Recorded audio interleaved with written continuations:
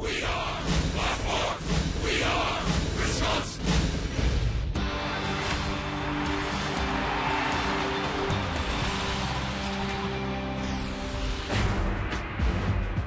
And there's a swing and a drive to right. That is way back there. And that one, it's gone! Nori Aoki! A walk-off home run! And the Brewers win! What an exciting finish and a clean shave at Nori Aoki today, taking his home run swings during batting practice. Can he do it again today? We welcome you to Miller Park. The Brewers got a must-win series against the Cubs yesterday. Tonight they welcome in the Padres, who have a Major League worst only 5 road wins. Friday Night Baseball is presented by Kawasaki Terex.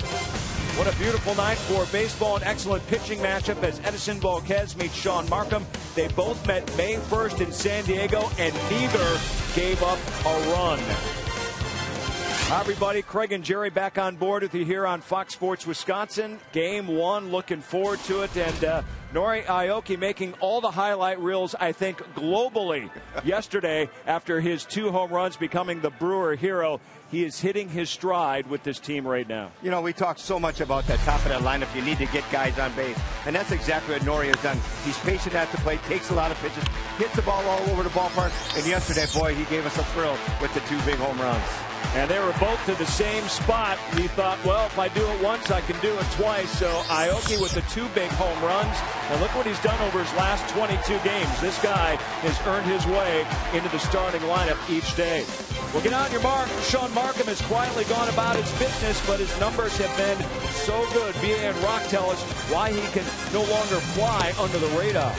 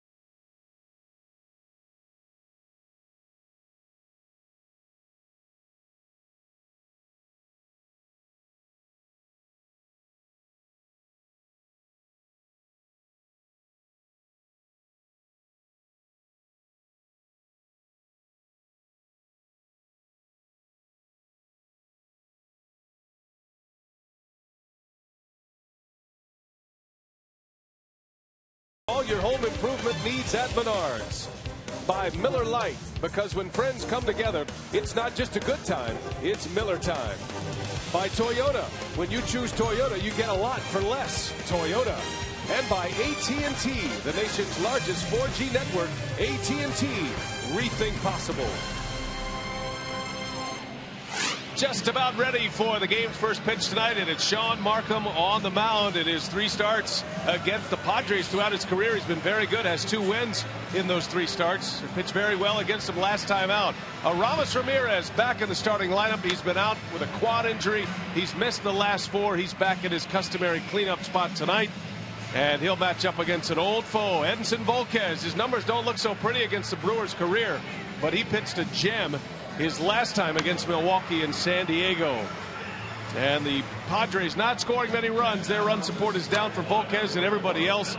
The second fewest runs in the National League, behind only the Pittsburgh Pirates. And hi everybody, Brian Anderson along with Bill Schroeder. Great to have you with us. That sets the scene for tonight's game. It's the final leg of this homestand now. It's a 9-game homestand. The Brewers are 3-3 with 3 to play. And now it's the Padres in for 3, and the Brewers are going to give the ball to Sean Markham. And he's been throwing the baseball extremely well. And let's talk about walks to strikeouts. And that's been the key to the success for Sean Markham. His last 7 starts, 3-2, a 3.00 earned run average. But let's talk about his last 2. His last 2 starts, he's won both of them. 2 walks, 17 strikeouts. I mean, that's Zach Greinke type numbers. When you look at Markham and the walk totals, he's got 21 this year. 8 of those came in back-to-back starts at the end of April and early part of May. He's been pounding the strike zone and getting the strikeout. Well, he's been the Brewers' most consistent all year. Remember, Ryan Braun in late April had a historic night in San Diego. Can he pull up a repeat performance against the Padres? Game 1 coming up next on Fox Sports Wisconsin.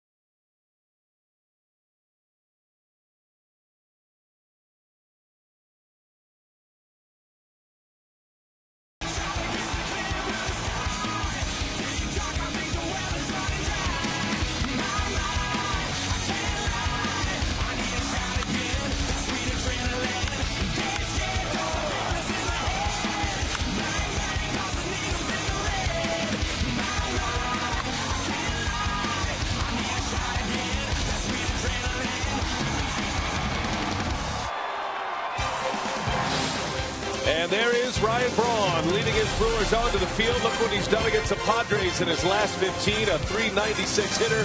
Has 5 homers, 3 of those coming in one game on April 30th. 15 total bases. And that sets the stage for tonight's Game 1. The Brewers and the Padres. First of a 3-game weekend series to wrap up this homestand. Padres come in with a record of 19-39, worst in the National League. They are a struggling team on the road as well, and Bud Black hoping for some kind of success. He actually has a decent pitching staff, not scoring many runs at this point. Bud Black and Ron Renicky together with the Angels and opposing each other here tonight. Black's Piggly Wiggly batting order. Chris Denorfia leads off, Logan Forsythe, then Chase Headley. In the middle of the order, it's Carlos Quentin, Yonder Alonso, and Cameron Maben, with Nick Hundley, Everett Cabrera, and Edinson Volquez rounding it out. That's the batting order that will face Sean Markham, who pitched a gem against the Padres earlier this season. Yep, 7 innings, no runs allowed in a 4-3 Brewers loss in 11 innings at Petco. He's 2-0 career against San Diego in 3 starts. And it's a rematch of Markham and Volquez, just like we saw at Petco Park. Chris Denorfia stands in. We're ready to go, and the game's first pitch is in there for a strike. Vic Carapazza calling the balls and strikes here tonight. Mike DeMuro, Jim Joyce, and Jim Reynolds on the bases. The crew chief is Jim Joyce. Brewers trying to make it 3 consecutive victories after a thriller last night, or yesterday afternoon, I should say, against the Chicago Cubs. The Brewers winning the final 2 games of that series to win the series and even their homestand at 3-3. Milwaukee has won 7 of their last 10, and the Brewers open the day 5.5 back of the Reds in the NL Central. So they're in shouting distance as we are in the first week of June. Trying to put some pieces back together, but it all boils down to the pitching, and one of the most consistent hurlers the Brewers have had from start to finish has been Sean Markham. Man, his walk to strikeout ratio, particularly in those last 2 starts, as we talked about on the 2 walks, 17 strikeouts for Markham, and perhaps one of his best outings of the year coming a couple of starts ago against the Dodgers. 1 run in 7 innings to start that 4-game sweep of the Dodgers in L.A. Big smile on the face of Ron Renicky. Always loves matching up with his former coaching mate Bud Black. Denorfia pops this one up shallow right center. That is Gomez who wants it, and that's how Markham's night begins.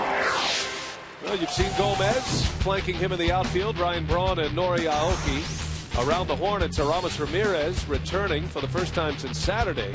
Cody Ransom, Ricky Weeks, and Corey Hart join him in the infield, with Martin Maldonado doing the catching today. And a good crowd filing in.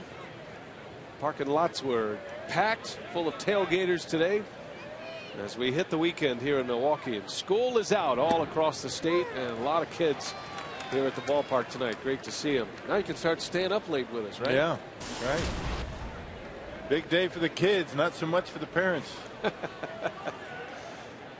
But the teachers rejoice, right? Logan Forsythe, he's a name that the Brewers didn't see in San Diego. Good looking young hitter at the plate here for the Padres. Markham quickly 0-2 on Forsythe.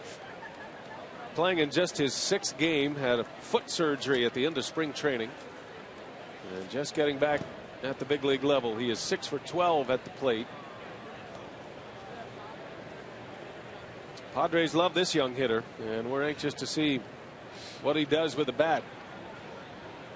Hey, he was on the 60-day DL, and now he's going to be getting a lot of time over there at second base.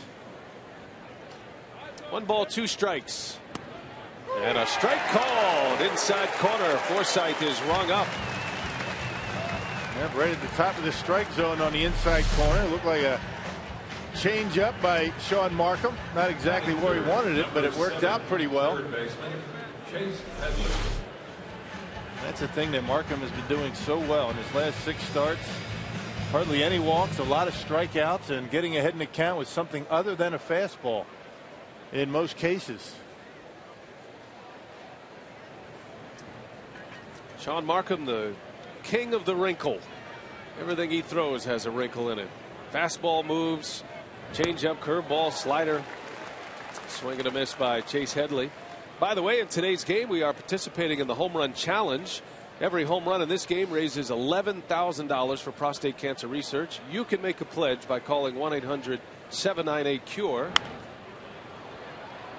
Or you can go online, Rock, at PCF.org. So PCF.org is the way you can participate with us. It's a great cause. Major League Baseball stands behind it and raises a lot of awareness and raises a lot of money for prostate cancer research.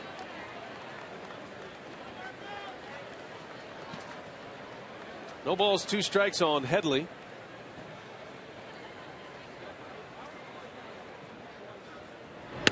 And a swing and a miss.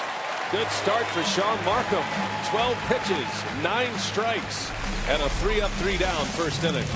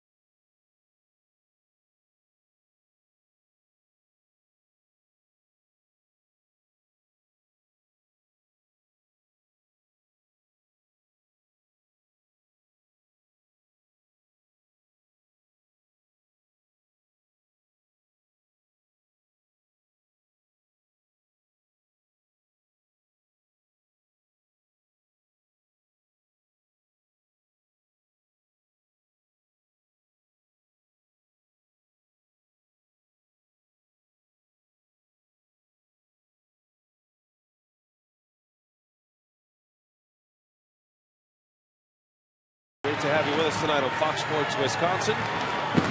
There is the 55-year-old Brewers manager, Ron Renneke. And he's seen his club win a couple of games in a row here, trying to make it 3 straight. And a batting order that is more familiar to the Brewers manager. It's brought to you by Piggly Wiggly.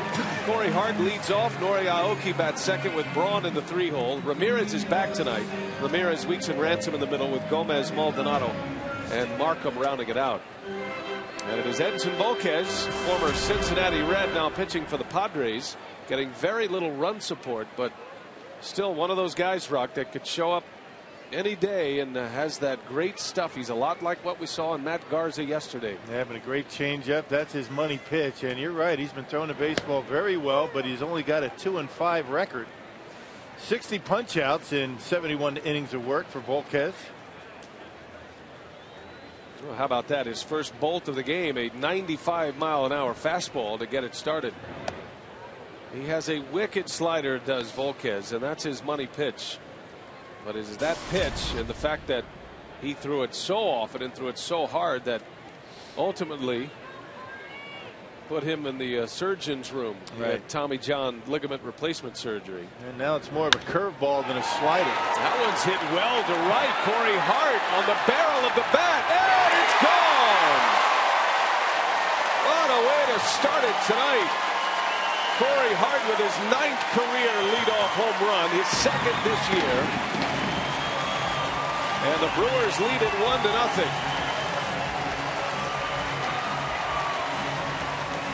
And with that Hart home run, $11,000 has been raised to support prostate cancer research. Go to PCF.org for more information. Number 7, Norichka Aoki. And Corey turning around a 96-mile-an-hour fastball from Volquez and taking it to the opposite field. That's what Corey does. Well, there's a nice start to the night. Big ovation for Hart as he stepped on home plate, and a big ovation for Nori Aoki as he was announced. Had his best day in the big leagues yesterday against the Chicago Cubs. And the first walk-off home run by the Brewers this season came in the 10th inning yesterday. Aoki has strung together back-to-back 3-hit games. little flare into left field. That's Carlos Quentin out there, and he makes a catch for the out.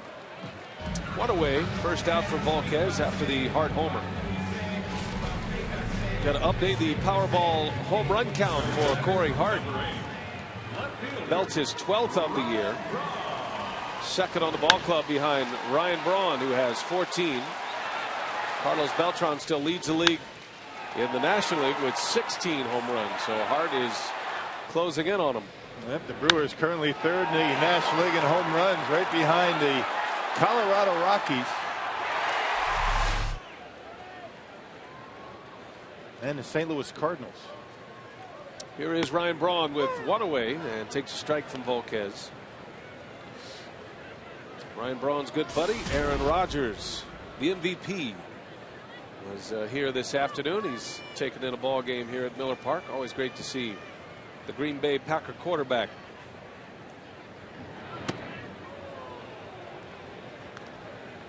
He draws a crowd, doesn't he? Doesn't matter where he goes. He's around the batting cage and people around him having a chat. Very personable guy. Yeah, you can see why he's such a great quarterback. He just spews with leadership, whoever he's talking to.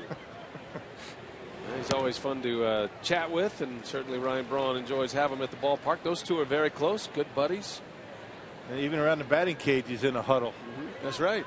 Bring it in, boys. All right, we need a first down here. Yeah, go deep. I'll hit you.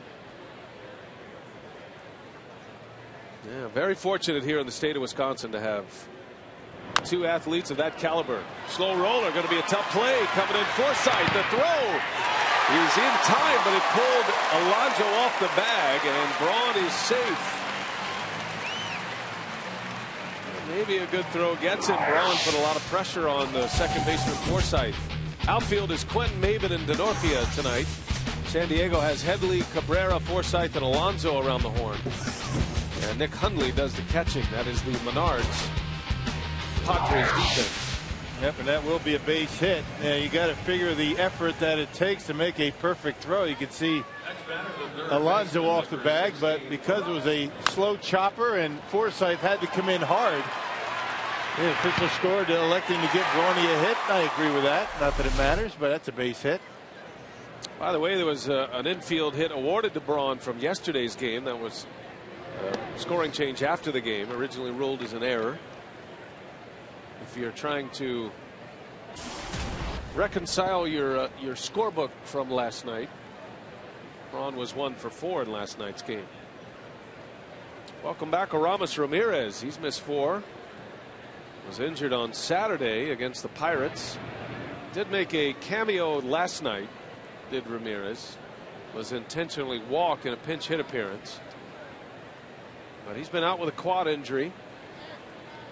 And once he gets going, he's going to be all right. It's just a matter of getting started out of the batter's box or going after a ground ball that could give him some trouble. On strict orders to take it easy on a routine ground ball out of the box. So if you see him jog to first base, don't boo him. From home. That never helps, does it? No. The Brewers have a lot of leg injuries. Even their healthy players aren't so healthy. They're active players.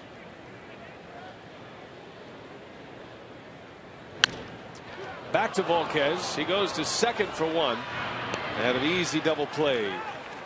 So the inning is over, but it started with a bang as Corey Hart goes deep. Back in the leadoff spot tonight, swinging it more like a cleanup hitter again.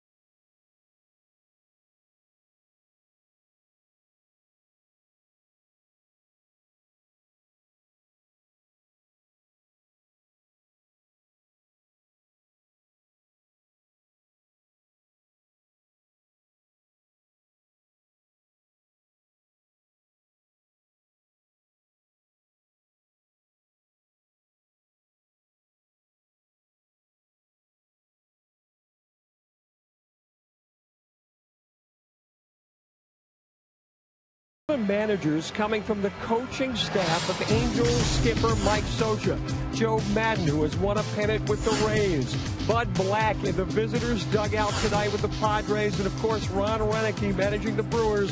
Roenicke said Bud Black is a great communicator. Black says Roenicke is great with in-game strategy. A mutual admiration society here at the ballpark tonight, guys. No question, and those four individuals were all together for the pinnacle in this game, a World Series championship with the 2002, then known as the Anaheim Angels, and they all share a ring from that experience. And to take nothing away from Mike Scioscia, but things haven't gone so well for the Angels since all three of those guys have been gone. You know, maybe a little bit of the other way around. Maybe the coaches, making a manager better, and certainly Mike Scioscia, I'm sure, imparted a lot of wisdom to those three guys. Markham facing Carlos Quentin. Here's another hitter for the Padres, just back into the starting lineup. He's playing in just his 9th game tonight. Quentin was out after right knee surgery, just returned on the 28th of May. Look what he's done, though. In 8 games, he's hit 5 home runs and 9 runs batted in. On a team that is in desperate need of offense. Seems like every team is looking for offense these days, except for a couple.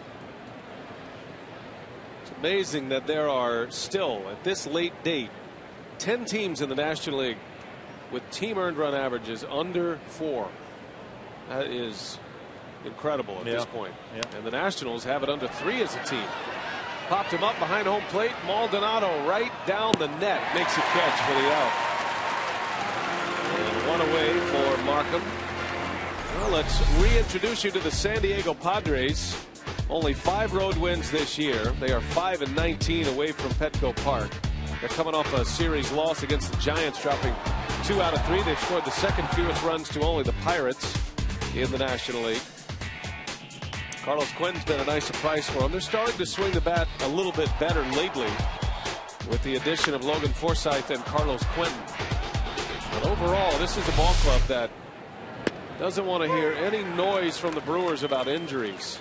While the Brewers have put 8 on the disabled list this year, the Padres, with a whopping 15 players, missing 516 total games. That's amazing. So far this season in the first 2 months. I mean, it is truly amazing how many players are on the disabled list in all of baseball, but no team has more guys on the DL than the Padres, at least in the National League. Big cut and a miss. Under Alonso, the Padre first baseman. He came to the Padres from the Cincinnati Reds, part of the Volquez trade. Padres traded away Matt Latos to the Reds. Alonso, a good young hitter. He did some damage against Milwaukee and San Diego.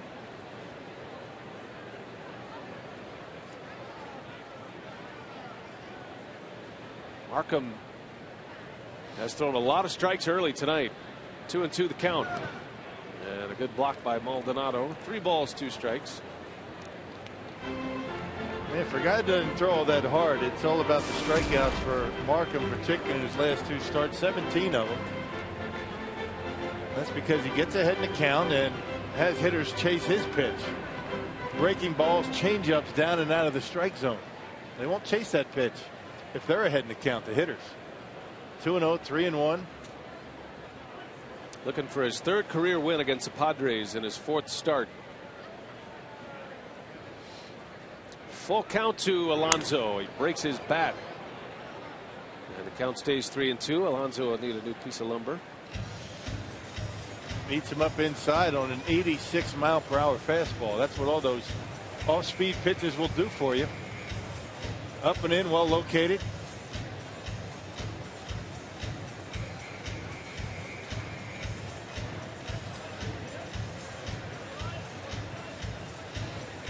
Alonso getting another bat ready. That's a new rule this year in baseball. There has to be a bat, your secondary bat, available in the on-deck circle now. It used to be you could go back into the dugout, part of the speed-up rules. So the bad boy's in charge of that. You got to bring that secondary bat. get it ready. Some guys will have maybe 2 with that bad boy. They'll decide when they get over there which one they want. You have to have 2 gamers ready these days. You don't want to be walking up there with 4 or 5 bats. You know what I mean? That doesn't show a lot of confidence. It's like walking to the first tee with 3 golf balls in your pocket. What's the matter with that? Nobody does that. Another foul out of play. Doesn't everybody do that? Or just bring your whole bag. Right. I know one thing. My golf bag's a lot lighter after 18 holes than it is when I start. That's right. There's Mark Kotze. He's got another bat ready, just in case. Good to see Mark Kotze here. What a big part of the Brewers division championship team he was last year. And he loves Milwaukee, Wisconsin. There's a strike called. He dropped a changeup in there. Alonso's barking a little bit at Vic Carapazza. Yep, a 75-mile-an-hour or whatever it is. Sometimes he takes something off, and usually the changeup for Markham's about 80 miles an hour. Took a little bit more off right on the inside corner. Hey, on Sunday, all fans in attendance get a Niger Morgan bobblehead courtesy of the Wisconsin Milk Marketing Board. Call 414-902-4000 or visit brewers.com for tickets. It's a big smile Niger's got. At least the bobblehead smile. We got our bobbleheads here in the booth. Looks good. Big day Sunday for the Niger Morgan bobblehead. Hey, look at that bobblehead. It just makes you feel good, doesn't it? You know, it makes you want to smile. Right. He's standing there in the batter's box with a big hunk of cheese. Standing on a big hunk of cheese, actually. Cameron Maben takes a ball. Cheese. Get it? 2 cheeses. You got cheese and say cheese and cheese. Yeah, it's good. I get it. Got the elbow pad on. It's nice. He's going to hang out with us tonight. Niger Moore. I feel like Niger's going to do something special tonight in preparation for his bobblehead. I understand there are select Niger Morgan bobbleheads that actually have the T, no bat, but the T. You know how he makes the T with his hands, like he's calling a timeout. And instead of Niger Morgan, it says Tony Plush. There's a swing and a miss. Threw him a 3-1 breaking ball, and Cameron Maben cuts and misses. 3-2 now. Markham has 3 strikeouts already. He's faced just 5 hitters.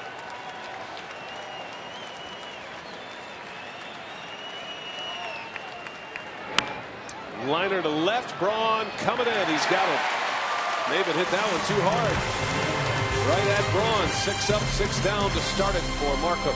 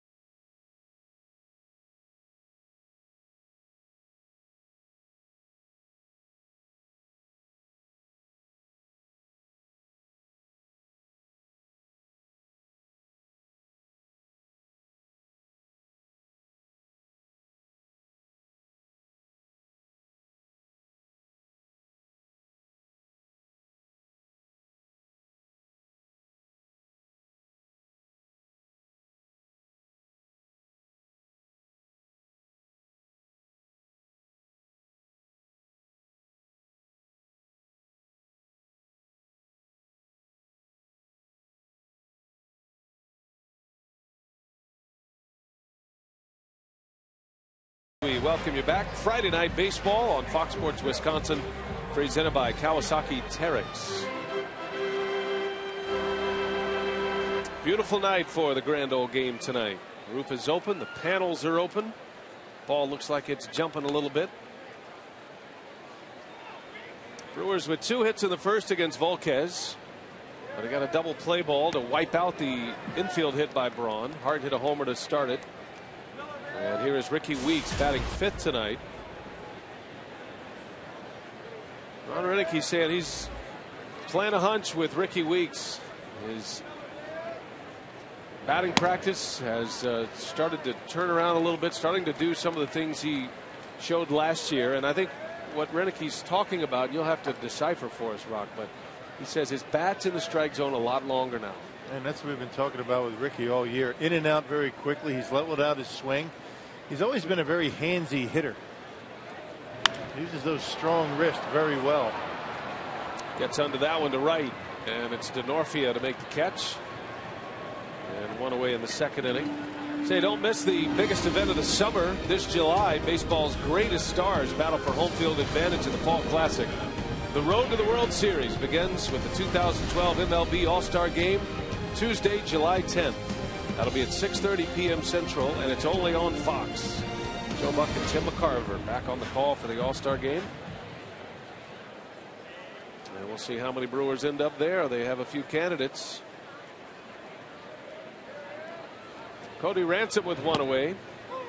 Takes a strike from Volquez. Never getting back to Ricky and being a handsy hitter. You know, when you're very active with your hands and you rely on your forearms and your wrist for your power and the majority of your swing, you're going to have that bat in and out of the strike zone very quickly, which means your timing has to be perfect in order to center up on a baseball, as opposed to what you see from Ryan Braun. He keeps that bat in the hitting zone a long time. He uses his body a lot, and Ricky's just trying to speed things up or relying a little bit more with his body as opposed to just using his hands.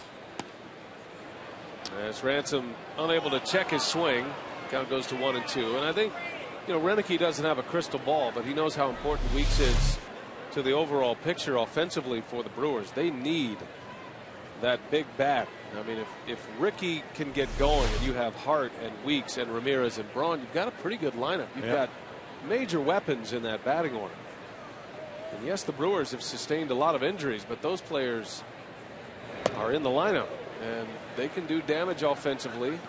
I think what Renicky's saying is that what he's seen from Weeks in batting practice hopefully will translate into a game, but he has to make that adjustment into a game. Right. Well, it's a lot different hitting off a coach than, you know, hitting off a guy that's throwing 96 miles an hour. But he took a good batting practice today. Actually hit a ball completely out of Miller Park here today. As Volquez strikes out Cody Ransom for the 2nd out. And between the Club Goodwill section and Harley Davidson deck, he hit one right in between that area, completely out of here. And you don't see that very often, even in BP. So, a good changeup getting Ransom. That changeup for Volquez is a tremendous pitch. And if he's able to throw his curveball for strikes, that's when he can be real tough, and he has been this year.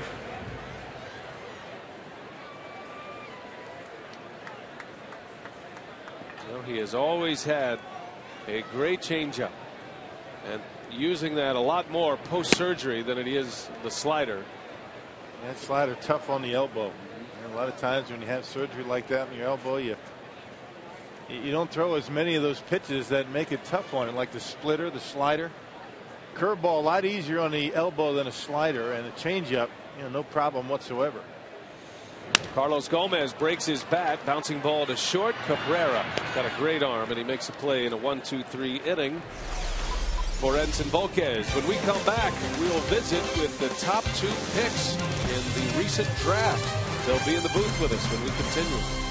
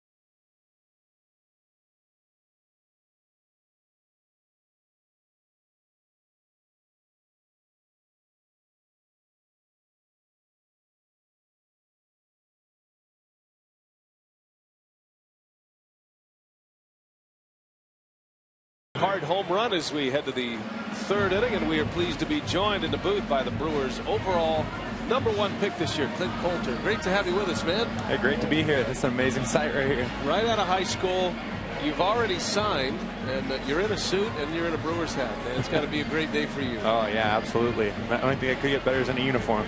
Yeah, and you're going to be doing that shortly. How long do you think it'll be before you're underway? Well, I got to graduate first. That's on Monday. So once I get that wrapped up, as soon as I can get down there. I say blow off the graduation. All right? Oh, no. Baby steps. You got to take one step at a time. Yeah, my mom wouldn't allow that. No. Great to have you with us. And Clint's going to join us this inning. And we're going to talk to Victor Roach next inning. You guys got to know each other at all? I mean, he's a great dude. And when we drafted him, I was seeing the video, and I've heard about him. He's a beast, you know? So it was great to see them get a guy like that. Well, Sean Markham back on the mound to start his third inning of work. He's retired 6 in a row. That one's popped up. Ramirez, we'll see if he has room. That'll end up off the dugout. So your thoughts of Miller Park and the Brewers clubhouse and being down there on the field, tell us what went through your mind. Oh man, it doesn't get any better than Miller Park. I've been to a lot of parks, and this is one of my favorites, if not the favorite. The fans here are crazy, and they're just proud to cheer on the team. So yeah, it has to give you some incentive. You get through the minor leags and you start developing a little bit. You get up here, but you signed right away. Good for you. A lot of guys are going to stretch that thing out a long time. How'd you come to the decision to sign right away? I like you guys are saying, I just want to get out there and start playing. Start getting better, and I got the negotiation process out of the way. I wasn't really trying to negotiate for a more amount or anything, and I was comfortable with the signing amount. And as soon as I could get out there and start mixing with the club and the team, and I wanted to do that. They say that you're a multi-sport athlete. Wrestling, one of them, 189 pounds. Baseball. What's your favorite sport? Is it baseball? Baseball, hands down. Yeah, it's a lot funner than wrestling. Yeah. You got to be a little nuts for like wrestling, all the training and stuff. But it's taught me a lot, definitely. Let's look at some of the numbers here for Clint Coulter at Union High School in Washington. Hit .405 this year with 3 homers and 14 runs batted in. And my favorite stat on the line, Rock, you're going to love this: 18 stolen bases for the catcher. How about that? Young legs, right? Young legs. That's right. Well, good for you. And I know we talked to Bruce Side, and you've gotten to know him very well, I'm sure, the Brewers director of scouting. And he talked about you and the fact that there's a lot of upside there, but playing in the Pacific Northwest, you don't get a whole lot of opportunities to play like you would maybe in the South or in the Southwest. But talk about that process and what you've been able to do maybe in the summers to counter that, because there's very limited playing time for your high school season. Yeah, absolutely. We only played 14 games this spring season with 41 at-bats or something like that overall. And liner into left field as Braun will settle under it to make the play. Go ahead. But yeah, in the summer I'm definitely trying to play catch up. We're playing as much as we can, but even in summer ball where I'm from, there's games that are rained out. So it's definitely a hard thing to do out there in the Northwest to get those games in. Well, we have a carsoup.com email the booth question for you, Clint. And this is from Mike in Manitowoc. How do you describe the feeling of hearing your name called on Monday night? Oh, man, after sitting there and all the guys that were there were my friends, I got to know them pretty well and knew them before. And after they were called, I'd been sitting there for a while. And once it called, my heart just sank, especially going to the Brewers, because after the 31st pick, it went back up to the Astros. And to be called by one of those last teams, those are the best teams. And the Brewers have the history of some of the greatest fans, this crazy, amazing park here and good, player development. And definitely a huge honor, and I'm so excited to be a part of the organization. Wow, you sure you're still in high school, Clint? Doesn't sound like it, does it? He's got a future up here in the booth after maybe about 25 years on the field. Who joined you on the MLB Network set for this game? Were your parents there? Yeah, that was my mom, my dad, my brother. That's my rock right there. Better say hello to him. That's right. You know how that goes. Now we understand that a former big league catcher was your high school coach, Tom Lampkin. He was a Brewer in '93. He had a long playing career as a catcher. How much did he help you throughout your progress? Oh, definitely a lot. With drills and stuff. Obviously, as a coach, he helped me in that aspect. Well, that gets by Gomez in center field. This is going to be big trouble here. Cabrera can really run. He's going to try to score, and no throw. That is going to be an inside the park home run for the speedy Everett Cabrera. And the Padres have tied it up. Gomez took a chance. And it gets all the way to the wall. Yeah, that's one of those that, you know, the outfield coaches are going to tell you, if you dive, you got to figure out a way to smother that baseball to keep it in front of you, just underneath the glove. And Gomez, you can see his body not on the ground yet. And that's why he gets by him. Cabrera runs very well, and that was an easy inside the park home run, even though he wasn't really running all that hard out of the batter's box. I think you got that kind of speed, right? 18 stolen bases, you can run like that. No, I think I got myself fooled, but I'm definitely not at this level. Well, talk about Tom Lampkin. I mean, he was a well-respected catcher, and some of the things did he talk to you after you got drafted? What to expect in pro baseball? Yeah, absolutely. You know, there's so many aspects of pro baseball that a lot of people don't know about. You know, dealing with the media and the fans and the knuckleheads too. You know, some of the guys that you need to deal with. So. He's definitely shined a lot of light on that aspect. Good for you. Rock and I fit the knuckleheads part of that. No problem. We have that covered. By the way, we are raising money for prostate cancer research tonight. The Home Run Challenge. And with that inside the park home run by Everett Cabrera, another $11,000 has been raised. You can go to pcf.org for more information. We're visiting with Clint Coulter, the Brewers' first pick, the 27th overall pick. Victor Roach is coming on in the bottom of this inning. He was the 28th pick. And to be a high school kid, to be a first-round draft pick, and already signed on the dotted line. He's already just about to get his pro career underway. Now, you had signed a letter of intent with Arizona State, if I'm not mistaken. Tell us about that decision-making process.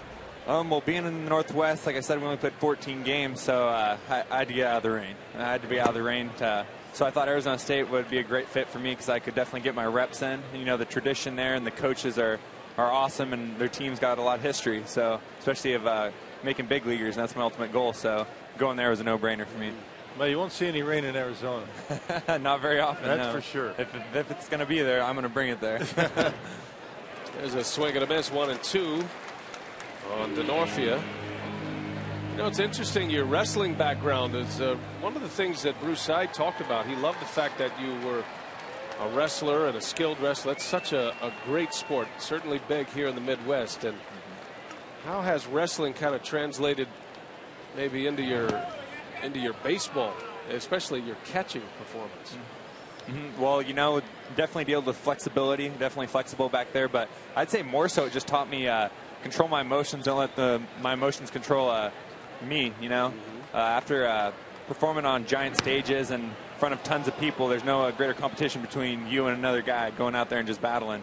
So I take that approach on the baseball field, and I try to just never let the other guy beat me, always competing and giving it your all. Very good. 31-9 as the rest of your sophomore year. How many pins? 39-1 actually. 39 only lost once. Yeah. Okay. How many pins? 28, I believe. Wow. That was the school record. That's going to get to the wall as well. Denorfia, he's on his way to third base, and we've had it inside the Parker in this inning, and now a triple. So the Padres are racking up the total bases here in the third. A 2-out, 2-strike triple by Denorfia, and Markham still at work in the third. Well, second time through, the Padres look like they're getting better swings. There's a slider down and away, but Denorfia able to reach out and get it and find that gap. Well, Gomez not able to get there. Still not running at 100% with that hamstring. You can just see that Gomez isn't running the way he would like. Ordinarily, he's going to be able to haul that one in the gap. Triple number 2 of the year for Denorfia. All tied at 1, each club with 2 hits now. And here's Logan Forsythe.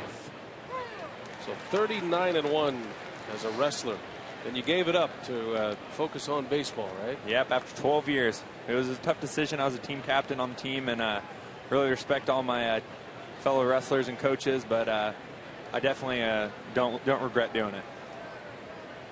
Good to have Clint Coulter in the booth with us. Now, what is the plan position-wise? Have you discussed that with the Brewers yet? Are you going to continue to catch? Absolutely, yeah. It's one of my passions now. You know, I've only been doing it for a couple of years, and catching is definitely what I want to do. And they're going to give me a shot at it and make me prove them wrong. Great. Did you get a chance to talk to Jonathan Lucroy down in the clubhouse? I didn't. No. I didn't want to mess up getting those guys' routine and stuff, so I just popped my head in and introduced myself, and I didn't get a chance to meet him. No, didn't have a chance to talk to Jonathan. Yeah, he had he has a rough injury, so yeah, he's cutting along nicely, but it's got to be fun. Young man from Washington here at Miller Park, nice crowd, and big incentive to get it going in the minor leagues. Absolutely, yep. Who's with you on this trip, Clint? You have some of your family members joining you? Yeah, my mom and brother came over from the draft in New York, and me and my dad actually went all the way back home. And I went to my last 2 days of school and wrapped up finals and stuff there, and flew back to Wisconsin and met them here. So it's been a road trip. Well, it's amazing to think about what your week has been like this past week. Yeah. And I'm sure you're a big star at your high school and in your hometown. I'm sure they're proud of you. That's quite a moment. Yeah, the support's been great, especially on Facebook and Twitter and everybody.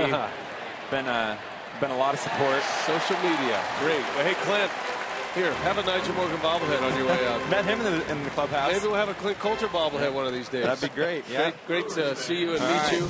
Good luck. Best of luck to you. Thank you. That's Clint Coulter, Brewers' first pick overall.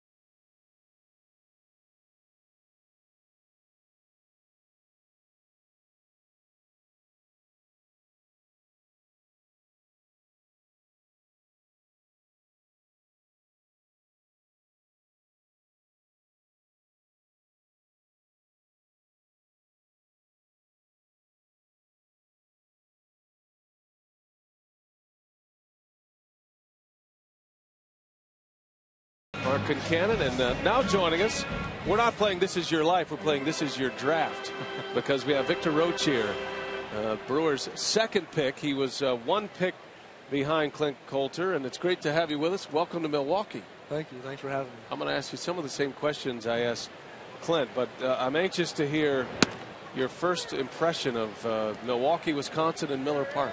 Oh, I like it. I love the park. I came here for the pre-draft workout to see the team doctor, and as soon as I walked in the stadium, it's clean, it's nice, and it's a hitter's ballpark. So yeah, I bet you're all over that. You're probably anxious to maybe take some cuts in this ballpark. Ball carries pretty well. You hit 30 home runs in college. Yeah, yes, sir, definitely. Just watching Clint taking BP, he was putting on a pretty good show. So maybe want to get out there for more. Now tell us about your injury, your left wrist, and I see the scar there. So you had surgery on that wrist. You didn't play in many games, only 6 games this year. Bruce Side was saying that the Brewers very fortunate that you became available when you did in the draft. Where are you in your healing process at this point? Yeah, I broke my wrist diving for a ball in right field, and Dr. Hunt from Birmingham, Alabama, performed the surgery, and he did an amazing job on it. It's all healed up now. Just trying to get my range of motion and strength back, and hopefully in 3-4 weeks I'm back in the cage swinging in full go. What was the process like? I know you met with the Brewers doctors. What was the stress level? What was the process as you approached draft day? Yeah, well, Dr. Hunt eased my mind a lot about it. He said you're in for 100% recovery, so I wasn't worrying too much about it. And I appreciate the Brewers for still, taking a chance on me and still drafting me where they drafted me. I know the injury scared a lot of teams away, but the Brewers definitely believe in my talents, and I'm very thankful for that. Yeah, your feelings when you heard your name called day one, how did you feel? Oh, it was an amazing feeling. Just dreaming about that since you've been a little kid, and actually seeing your dreams come true. I enjoyed every minute of it. Visiting with Victor Roach as Martin Maldonado draws the walk, and the Brewers with a base runner. Now, you guys have a little something in common here, Rock, you and Victor, because he went to Georgia Southern. And you went to Clemson. I went to Clemson. He also played in the Cape Cod League. Right. Katuitt, right? Yes, sir. This is a Cape Cod League Hall of Famer you're sitting next really? to. Yeah, yes, you impressed? Yeah. That's all I have for you. That's all I have. But, I played in the Cape Cod League in 1978, and Hyannis Mets. Yep. Were they still there? Yep. Yeah. And I think we beat Katuitt in the championship. Really? If I'm not mistaken. Yeah. Not to make you feel bad. No, that's all right. It's a nice league, though, isn't it? It is. Very competitive. A lot of great players out there. You kind of get to know where you stand amongst players around the country. Wood Bat League. How did the transition wood to aluminum go for you? I don't really have much of a problem with it. When I'm back home hitting with my hitting coach, I always use a wood bat. So I've been in quite a few wood bat leagues. So I actually like hitting with a wood bat better. It's a little more true, to the swing. Tells you a lot more about your swing. So I didn't have a problem at all. I mean, nothing like the sweet spot on a piece of wood, is Oh, it? yeah, it feels good. It feels amazing. Victor put up enormous numbers in 2011 at Georgia Southern. Hit .326, 30 homers, 80 RBIs. Did all of that in just 62 games. There's a good bunt, but it is just going to roll foul by Markham. So you have this monster year in 2011. You go to the Cape League, and I think Bruce Seid first saw you at Fenway Park. Now tell us about that experience. Was that a showcase, or was that an all-star game? What was that exactly at Fenway? I went out there twice while I was in the Cape. The first time, every team gets to go out there and have a little workout. All the position players hit, take BP on the field, and do a little in-and-out session. And the second time was for the all-star game. Both the times, it was a great experience, playing in Fenway Park. A lot of history there. So I was just soaking it all in, just having fun. And scouts use it to measure, high school, college players, amateur players on a big league field, and you can kind of point to where balls are going. And Bruce Seid said you really impressed him with your power at Fenway. Do you have any memorable batting practice moments at Fenway Park? You certainly impressed the Brewers scouting director enough. Yeah, I remember, that first BP session, everybody's goal was just hit one over the green monster. So we were all just yanking and pulling, just trying to get one over that green monster. And once we finally got one over there, it's definitely a home run I remember for a while. Now, you've been drafted now twice. The Tigers drafted you out of high school, right? Yep. You decided not to sign. Why did you elect to go to college? Yeah, I was taken in the 25th round by the Tigers, and it was a surprise being drafted by the hometown team, but it was a great honor. And I just felt like at that point in my career, I needed to go to college to, work on my skills a little more and get more of the mental aspect of the game down a little bit more than I had it down. So the decision's paid off so far. So. And just like Colt, you did a nice job. Or Clint, you signed right away. You didn't mess around. You didn't try to stretch out the process. Good for you. What went into that decision for you? Yeah, I'm telling my dad and Larry Reynolds, my advisor, since the whole draft process started, that I don't want to be if I'm selected high, I don't want to be one of those guys that sits out the whole summer and just milks the whole situation, the whole deal. And just after hurting myself and sitting out a full season, it made me a little more hungry to even get out there, just as quick as possible. So once I got picked, I was like, let's go ahead and get it done so I can, get on the road to recovery and get back out there. Visiting with Victor Roach here in the booth as Corey Hart takes a strike. What is the prognosis to get back on the field? What are the next steps for you as you heal from this surgically repaired wrist? Well, I'm currently in the process of getting my full range of motion and starting to strengthen it back up. I'm hoping that in the next 3 to 4 weeks I'm back in the cage swinging full go, and I'm shooting to get back for an instructional league. Great. Now that's a league that is in Arizona in the fall, and a lot of great talent in that instructional league, both the Arizona Fall League and the instructional league. So that'll be a good start for you. College player, you're 20 years of age. Tell us about your family. Who accompanied you to Milwaukee here? Oh, my father. We've been traveling for baseball, different baseball events since I've been a little teenager. So you know, my dad's been there every step of the way, being very supportive of me, and he's helped a lot in this process. What's going through his mind, you think? I mean, he's got to be a proud papa with you. Oh yeah, he's just as excited as me, maybe even more excited than I am. He's just, you know, soaking in every moment, taking a lot of pictures. My mom's here with me. She came today, so we're just all enjoying this day. Great. I tell you that the organization didn't mess around. They drafted 2 pretty big dudes. Yeah. I mean, you're 220, right? Yes, sir. 6'1". Clint's a big man, so Yes, they weren't messing around with the little guys. They wanted some power hitters. Yeah. Have you always had that physique, or is that something that you work on a regular basis? Yeah, when I got to Georgia Southern, they have a very good strength program. So freshman year, got in there and hit the weights pretty hard. Always had a fairly big frame, but Georgia Southern helped me out with putting muscle on it and, you know, adding a little more pop to my bat. So I appreciate them for that. Now, you're a Michigan native, right? Yes, sir. Where are you from? Ypsilanti, Michigan. Ypsilanti, okay. Yes, so you're a Midwesterner. Yeah. This is kind of home for you then. Yeah. You get what it's all about here in the Midwest. Oh yeah. Very good. How about your high school experience playing in the Midwest, growing up playing baseball in the Midwest? Yeah. Baseball in Michigan is not the best, but, you know, I had fun growing up playing with my friends. Georgia Southern, that was actually kind of a factor in going down south to play. And I get a chance to play all year round. You know, the winters up here are really cold, so you didn't get to get out on the field to, you know, later months into the springtime. So being out in Georgia Southern, they would stay on the field all year round. It's helped out a lot. Did you learn any Japanese down at Georgia Southern? No, not at all. No. Because Norichika Aoki is up with 2 away. Hit the dramatic home run yesterday to beat the Cubs. Were you in town for that, or did you just arrive this morning? I got here early yesterday, but I was just hanging out in the hotel, and I actually seen it on TV. So, yeah. Nice. Now you're on TV, sir. Victor. Now that you can afford room service, right? It's in the dirt. Maldonado with some heads-up base running will take second base.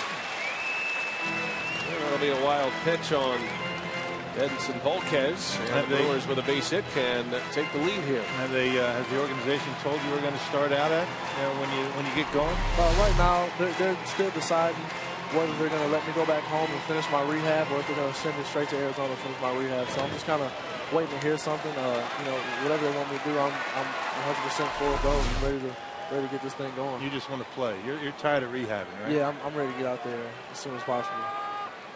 Victor Roach in the booth with us. Brewers' second pick, a first rounder, the 28th overall draft pick by Milwaukee. And a big power hitter out of Georgia Southern. Visited with Clint Coulter a moment ago.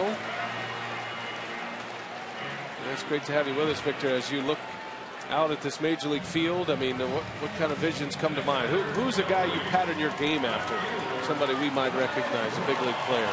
I've always liked watching Justin Upton play. You know, he plays with a lot of passion, plays hard all the time. You know, I'm definitely trying to base my game like him. He's a real aggressive player, definitely at the plate. So I kind of try to take that approach to the plate.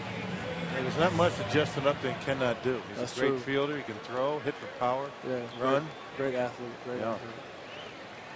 Well, you get to watch Ryan Braun here with 2 on. Aoki draws the walk. That's a no-no for a starting pitcher to have to deal with Braun. Ryan had a good cut. Did you get to meet any of the guys, any of the Brewer players prior to the game? Yeah, we went down to the locker room for a second. We actually met Nigel Morgan. Nice. Yeah, he's a really cool guy.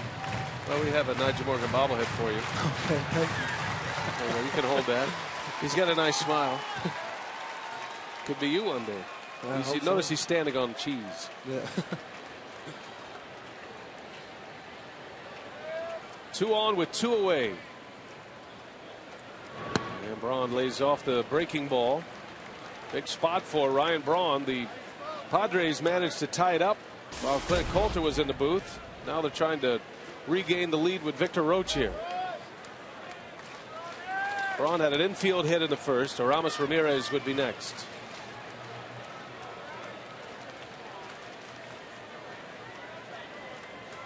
The lone Brewers run, a Corey Hart home run. That's the one thing that Volquez has had a bit of a problem with, has been the walks, the command of his off-speed pitches, and the 2 base runners in this inning by the walk. Maybe Ryan Braun can make him pay for it. Stays away from him. 2-1. Who was your team growing up, being in Michigan? Were you a Tiger fan, Victor? Yeah, Tiger fan growing up. Watched them play since I've been a little kid. Probably right in the Curtis Granderson when you started in the high school, huh? When he was a Tiger? Yep.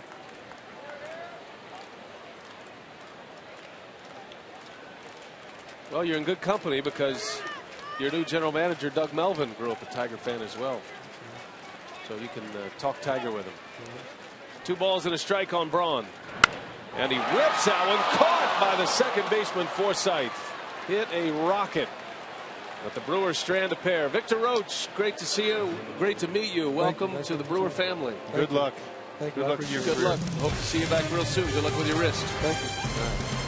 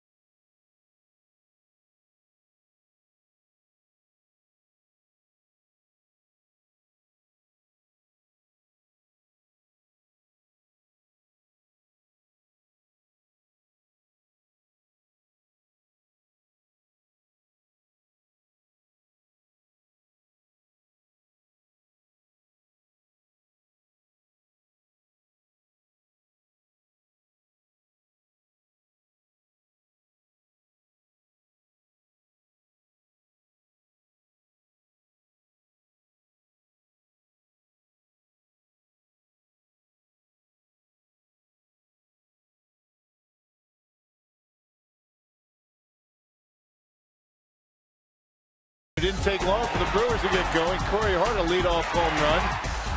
A monster shot into right field to give the Brewers a 1-0 lead. And then it was Cabrera with an inside the park home run. Everett Cabrera, an easy, not even a play at home plate. Carlos Gomez tried to dive and missed it. And we're all tied at 1-1 as we head to the 4th inning. First inside the park home run for the Padres since 2010. And that was done by a current Padre in the lineup, Kristen Orfia. Markham back at work. Top of the 4th inning from Miller Park. I enjoyed spending a few minutes with Clint Coulter and Victor Roach. Boy, these guys are polished. I mean, that's about the best word I can think of. These guys Well have spoken. presence about them. They gotta get it. They understand. They signed right away, not messing around, because every day you sit around and not sign. That one goes down into the corner as Chase Headley with extra bases. So a double for Headley. Padres have 3 hits, a home run, a triple, and now a double. Every day you sit out and you're not signed as a day for another player to take your spot. So as they always said in the draft, the pot of gold is not in the beginning of the rainbow, it's at the end. Get your career going. Not a bad curveball from Markham, but Headley able to wait back on it just inside the first base line, and a leadoff double for San Diego. Let's see, go ahead run in scoring position. And now Markham will have to deal with the Padres' hottest hitter coming off the disabled list, Carlos Quentin. Popped up to the catcher his last time up in foul territory. He rips that one to left field, a base hit. And they'll go station to station here as Headley advances to third. Quentin with a single. And the Padres are threatening in a big way with first and third, nobody out in the 4th inning. Yeah, Quinton picking on a first pitch off speed pitch by Markham. It looked like a slider that stayed right down the middle of the plate. And Quinton very patient, waited back and hit a bullet in the left. Hit too hard for Headley to be able to score.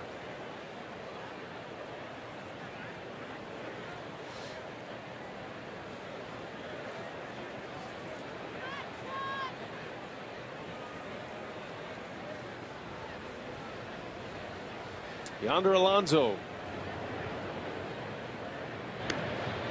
hasn't faced Markham all that often in his career. Just 3 at-bats against him. He's 0 for 3. Markham struck him out in the second inning, got him looking. He could use a strikeout here. Brewers are set up for a double play. They'll concede the run to turn 2. And a big swing and a miss by Alonso. You can see what the Padres are trying to do second time through the batting order. Attack early, get that first strike that Markham throws. But with Markham, it's not always a fastball, which a lot of pitchers will do. You know, guys that try and keep you off balance will throw that fastball for strike 1 and then go to work. But Markham, one of those guys that will not do that. He'll throw the curveball, the slider, changeup. That's what's made him so successful.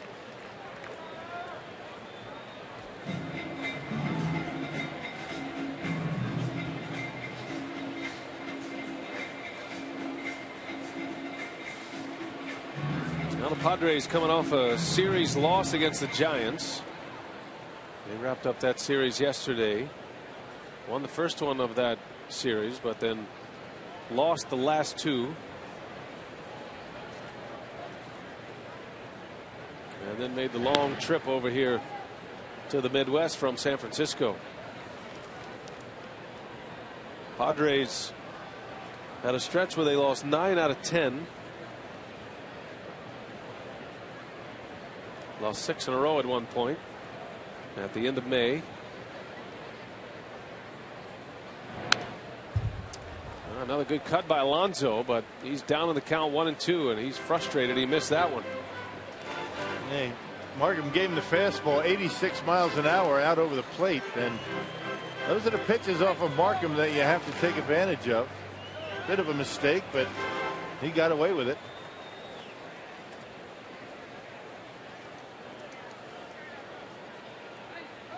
San Diego's last road win was May 24th against the Mets. They've dropped 9 of their last 10 away from Petco.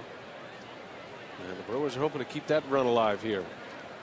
First and third, nobody out in a 1-1 game. Inning started with a Headley double. Quentin singled to left.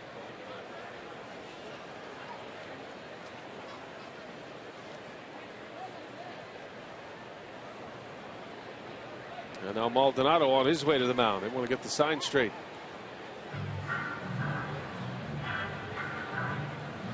Quick trip to the mound for the Brewer catcher.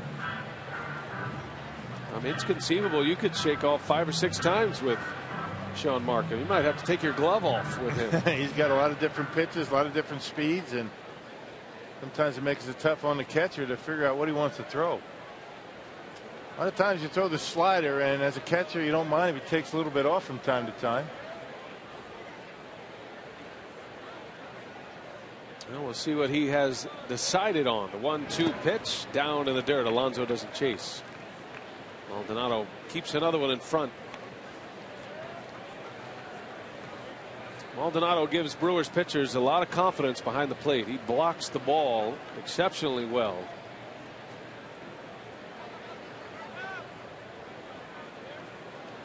In a spot where Markham could use a strikeout. 4th inning. All tied at 1. Hart with a home run in the first. An inside the park homer by Everett Cabrera in the 3rd. Evened it up. Alonso lays off. So now 3-2, and Markham forced to bring one in there.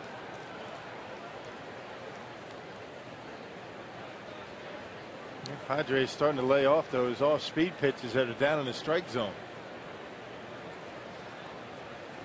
And when you do that, you force Sean to throw strikes with a fastball.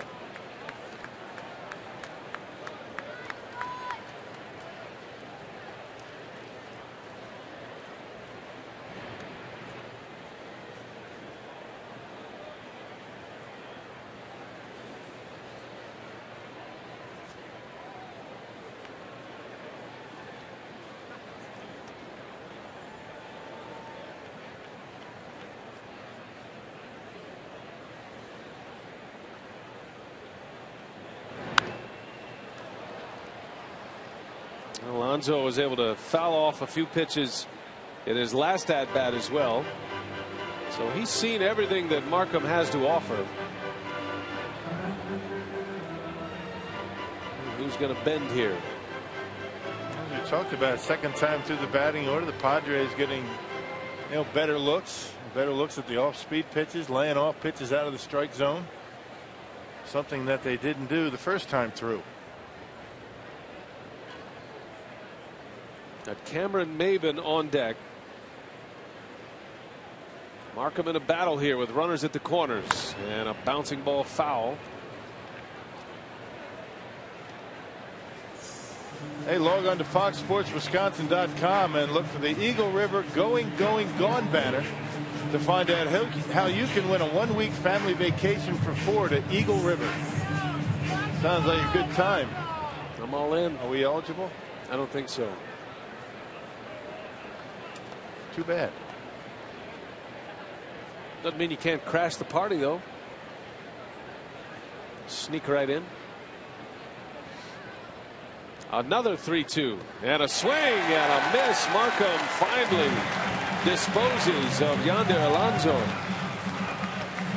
Second time he struck him out. Yeah, it took him a while, but finally able to get the changeup down and away, and he chased it. And now Markham get a ground ball, get out of the inning. That's a heck of a changeup by Sean. Leads us to our AT&T trivia question tonight. Which Brewers player had a walk-off single versus the Dodgers on August 16th, 2011? Brewer player, walk-off single, LA Dodgers, August 16th. Specific, very specific trivia question. Right. Now Markham focuses in on Cameron Maben. Tough guy to double up here. He's very fast. But he is a struggling hitter as well. He's only grounded into 2 double plays this year. Maben hit the ball sharply in the second. He whistled one out to Braun for the out.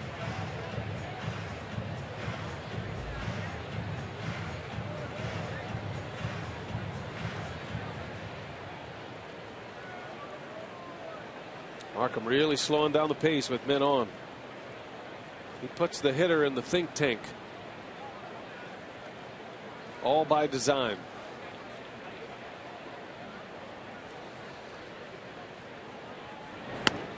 Strike on the corner. Good pitch.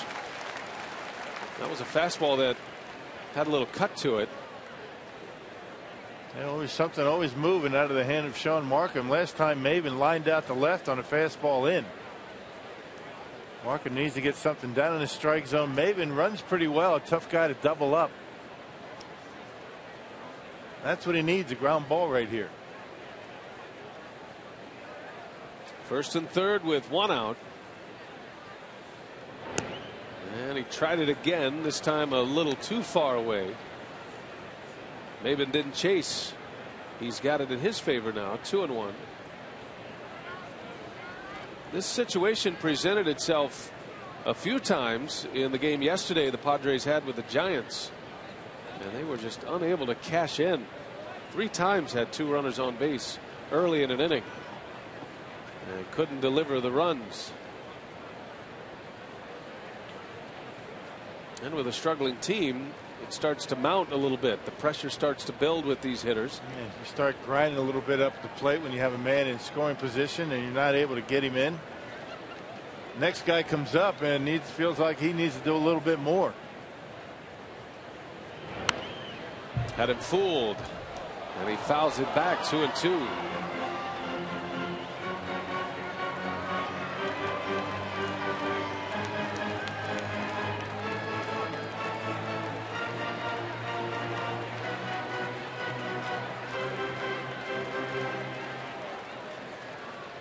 An anxious crowd here tonight, waiting to see if Markham can wiggle off this sizable hook here in the 4th.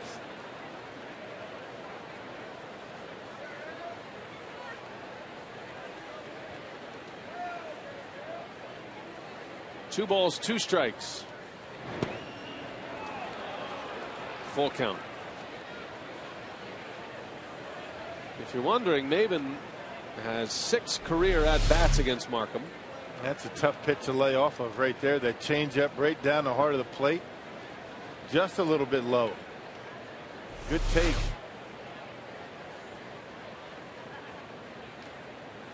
Maben is 1 for 6 lifetime against Sean Markham. There's a walk and a strikeout.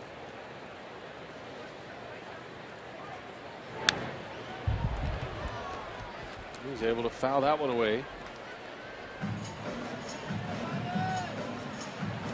It's been a down season for Cameron Maben.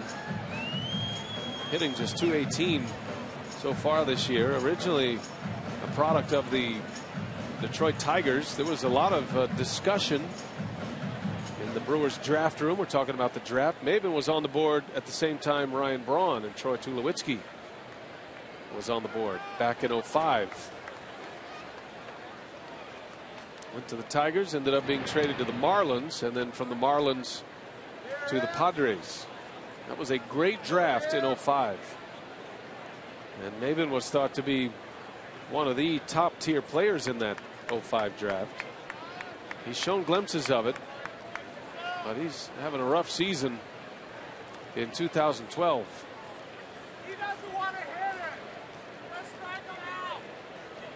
3-2 pitch, and that one is just outside, able to check his swing.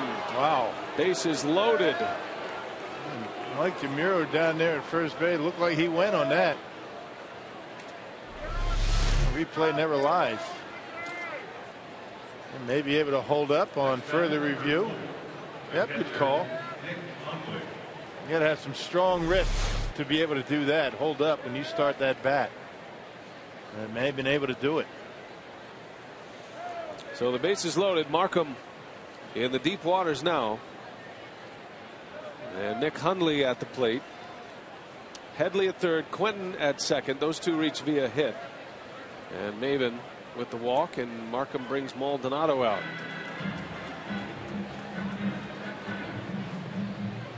Very, very deliberate pace for Sean Markham.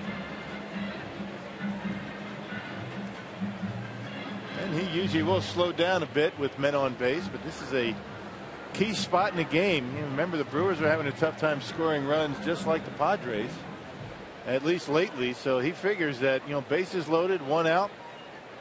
He better be sure what he's doing. A base hit could cost him the game.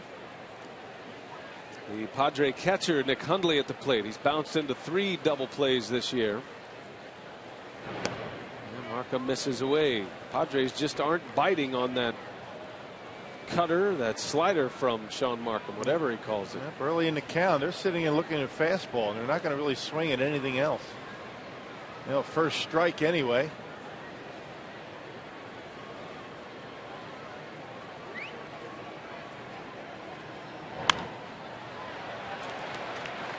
Well, Ricky Weeks wants it. An infield fly rule is the call. Batter automatically out. That's a big out for Sean Markham. He dropped a changeup in there, and Hundley is retired. Yeah, great pitch after falling behind 1-0 with the bases loaded. Markham wasn't about to throw him a fastball. Went with a changeup and got the easy pop out. Pitch count starting to be an issue for Markham. 75 already here in the 4th.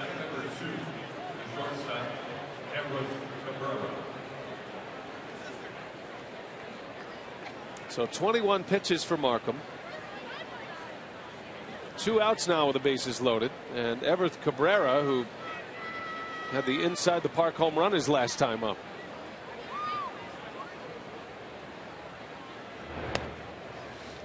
Probably shouldn't have ended up as a round tripper for Cabrera, but he did hit the ball sharply to center. Carlos Gomez came in. He made a dive for it, missed it. It went all the way to the wall, and it was an easy score for Cabrera. Just his 2nd home run of the season.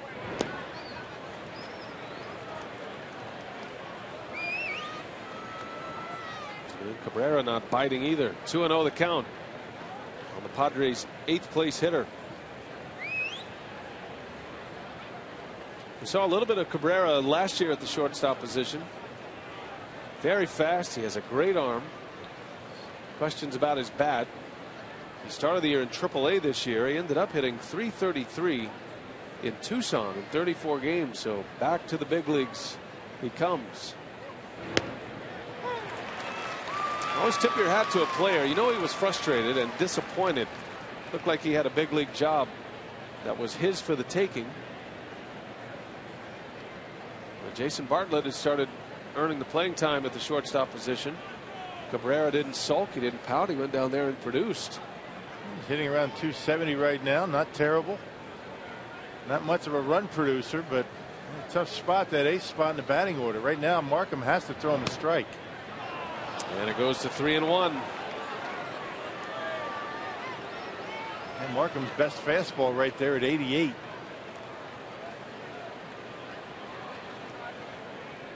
I always wonder in a spot like this, as this inning has continued at this funereal pace, about the infielders and outfielders, the defenders. You know, the catcher's engaged, but there is a lot of standing around here. Guys get on their heels. 3-1. And that one's in there. Just caught a piece of the edge. 3-2.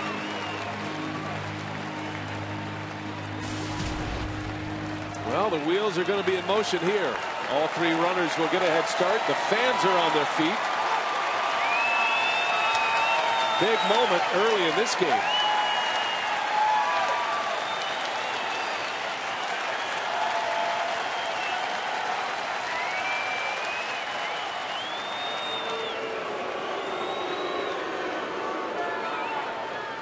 Only adds to the drama.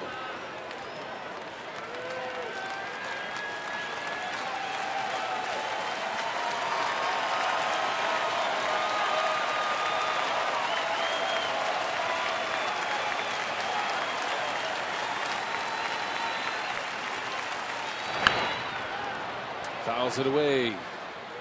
And we restart it. 80 pitches now from Markham.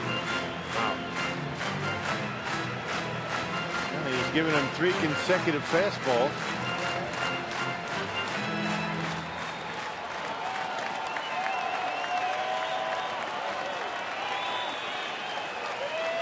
Bases loaded.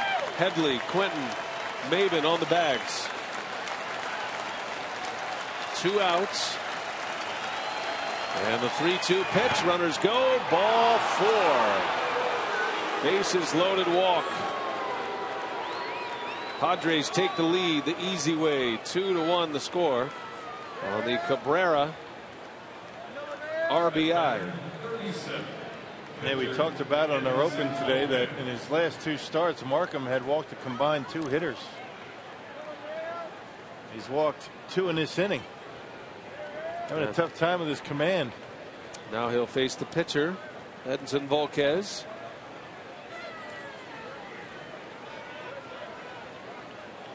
Well, this inning is going to result in a short start for Sean Markham as Volquez swings away early. Start getting into the danger zone and you move into a 30-pitch inning. They have good news for Ron Renicky. Last 2 starts for the Brewers, Greinke and Wolf, both of them into the 7th inning. Pitch number 30 coming up for Markham.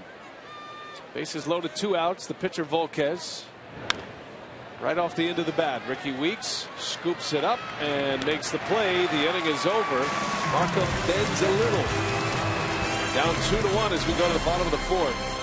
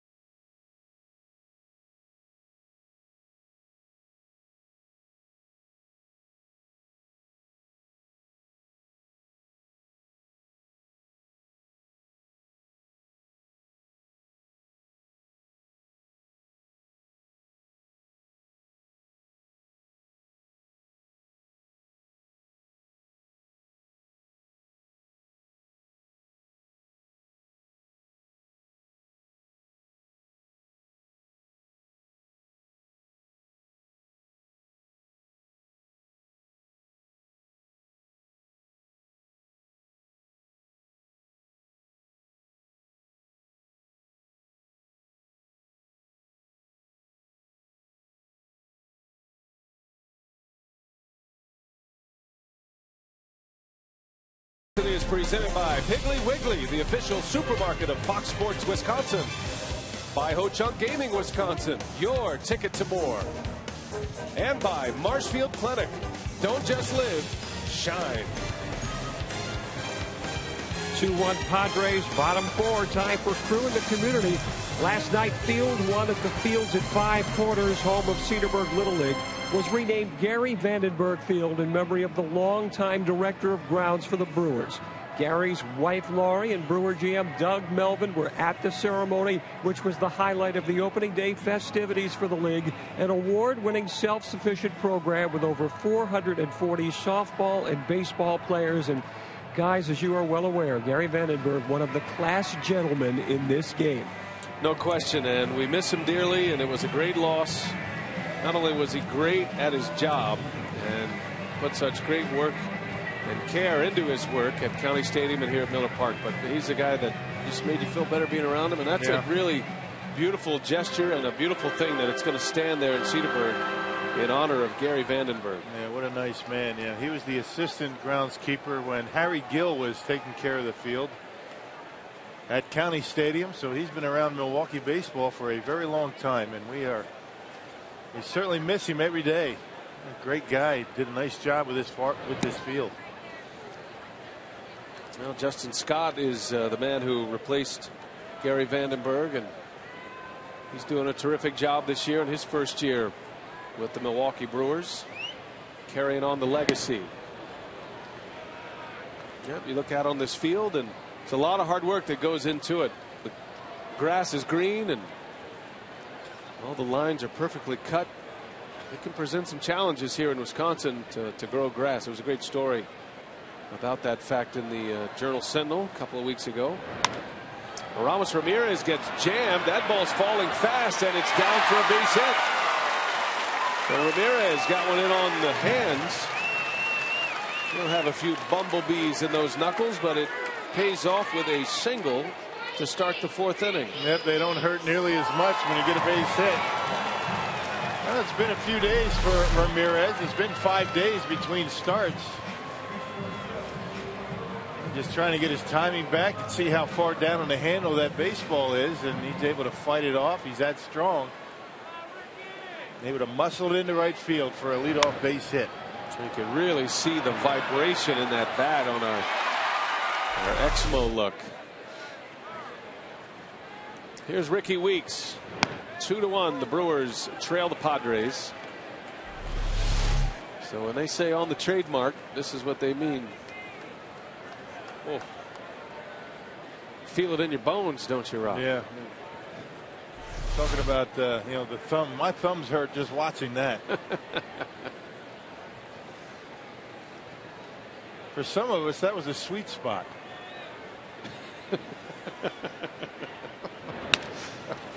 Well, bouncing ball. Nice play. Shoveled to second for one. Not in time. How about that from Everett Cabrera? Well, he's having quite the night tonight. He's done it on the offensive end and flashing some leather to get the lead out at second base.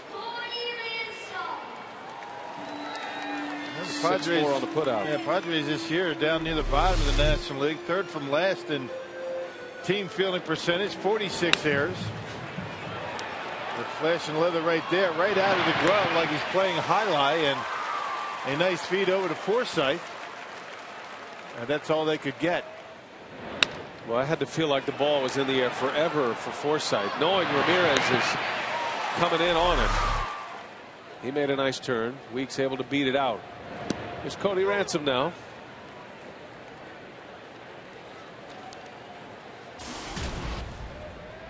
Ransom struck out in the 2nd inning.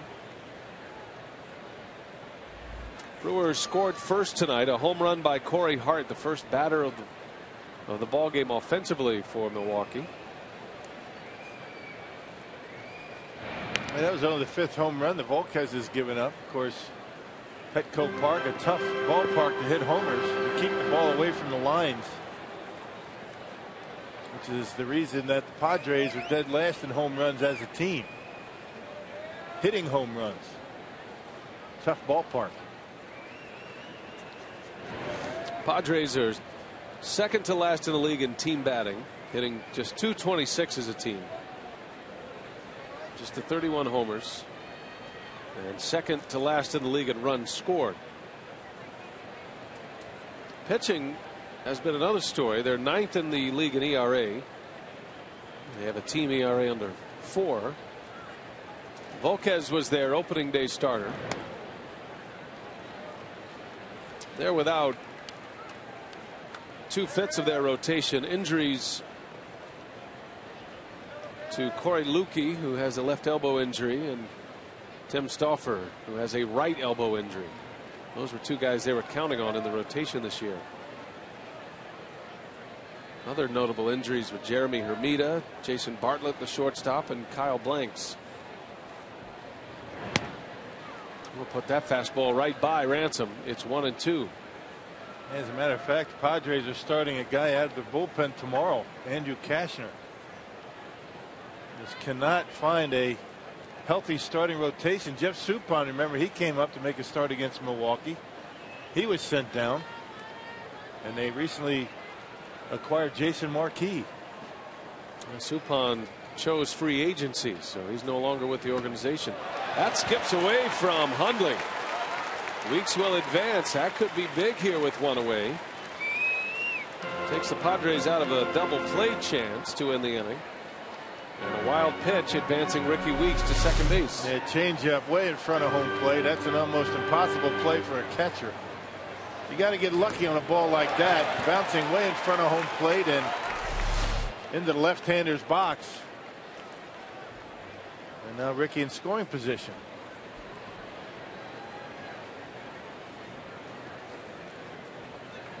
Ransom has 5 RBIs as a Brewer.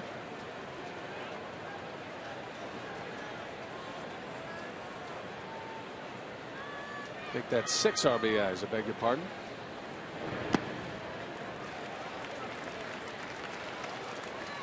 Hit 4 homers and 13 RBIs as a member of the Diamondbacks to start the season. Has yet to go deep for Milwaukee.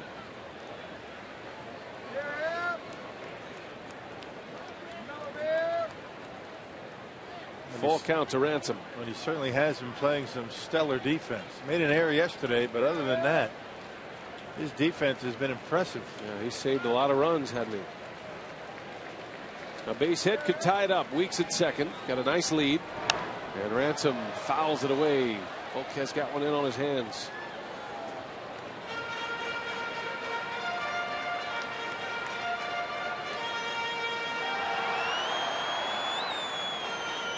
You see Ransom asking the home plate umpire, Vic Carapazza, was that ball up? Was it up? And umpires will typically answer, won't they? Yeah, they give will. an honest opinion. They'll say it's up or it's in. But hitters know anyway. You just hope he doesn't say, I don't know.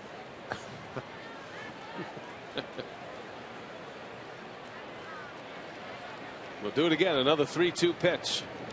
And that skips away from Hundley. That's ball 4, and Weeks will advance. Yeah, so a couple of wild pitches. Hundley certainly should have blocked that baseball. Went right between the legs, and that changes the inning here. It's 1st and 3rd now with 1 away. Yep, did everything right, but keep the glove down on the ground. Glove stays up. He tried to get down on his knees, but if you don't keep that glove in the 5 hole, it's going to go right through the legs. And the Brewers in good shape here with 1 out.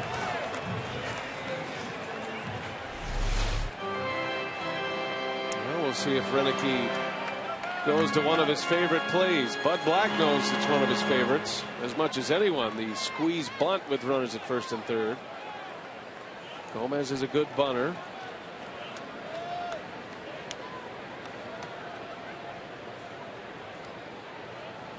It's early. We're only in the 4th. And Gomez squares, takes a strike. Weeks was ready to run if Gomez was able to get it down. Yep, the safety squeeze. You read the bunt off the bat when you're at 3rd base. You feel like you can score, you take off.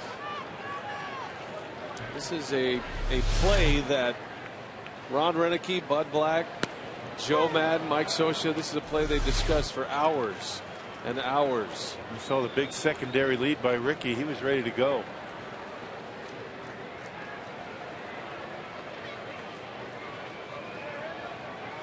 First and third, one away. The 0-1 pitch, another bunt, and it's pushed. And the throw to third. Weeks is caught off the bag. A big collision.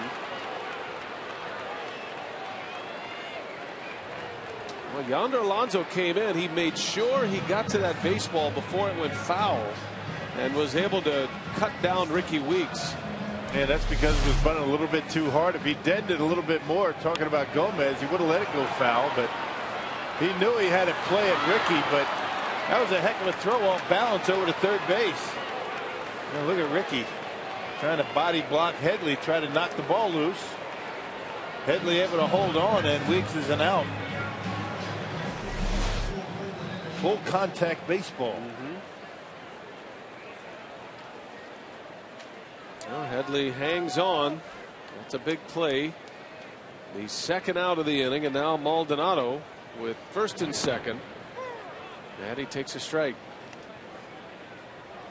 Well, you know what Gomez was trying to do? He was trying to bunt the ball towards second base. He got it too far down the line. If you get it between Alonso and the pitcher, that run's going to be able to walk home. And Gomez has probably got a base hit.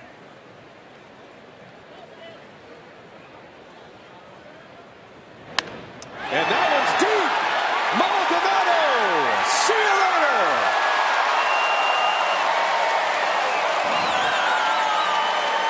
Three-run home run for the Brewer catcher. And just like that, the Brewers regain the lead.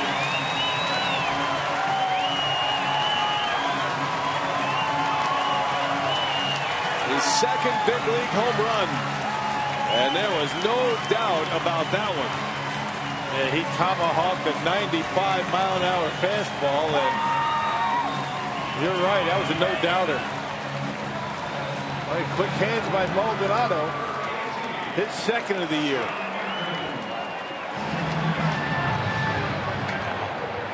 Martin Maldonado makes it a 4-2 Milwaukee lead. Markham into left field. It's got some carry to it. Quentin is on the run, and he'll run it down for the out. Inning over. Maldonado raising another $11,000 for prostate cancer research. We invite you to go online, pcf.org. And a clout that gives the Brewers a 4-2 lead. It comes with 2 outs.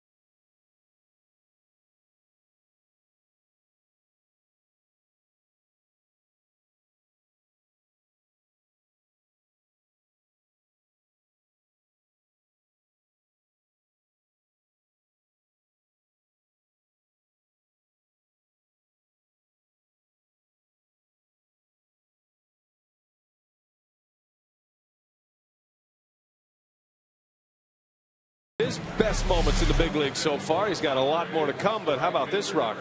A 3-run homer by Maldonado.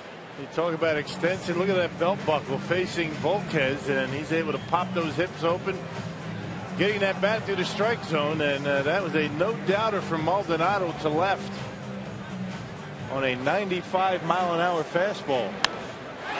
Well, another 11,000, 33,000 so far tonight for prostate cancer research. And you can make a donation by calling 1-800-798-CURE or go to PCF.org. And Volquez knew he let one get away to the 8th place hitter. Maldonado with his second big league home run of his career. Makes it 4-2 Milwaukee. Markham now with the lead, and we'll see if he can have a cleaner 5th inning than he did the 4th. He was in the meat grinder in the 4th. Threw over 30 pitches. Only gave up the 1 run. As Denorfia turns on this one, Braun on the run. He's got it. Got a good first step and 1 gone. Well, how about tonight's Tavern of the Game winner, the Hideaway Bar in Watoma. If they call the Brewers in the next 24 hours, they get 40 Miller Lite beer pen tickets to a Brewers home game. This offer courtesy of the Tavern League of Wisconsin and Miller Lite.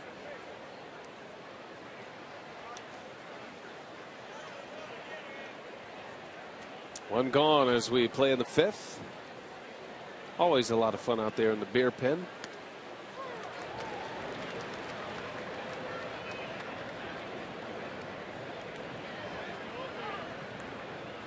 Markham facing Logan Forsythe. Forsythe is 0 for 2. Drafted as a 3rd baseman, Logan Forsythe. Still his most comfortable position, but the Padres have Chase Headley over there. He's played a little shortstop this year, but seems to have found a home at second base. Remember, the Padres, the last time the Brewers saw him, had Orlando Hudson playing second base. So he has been let go.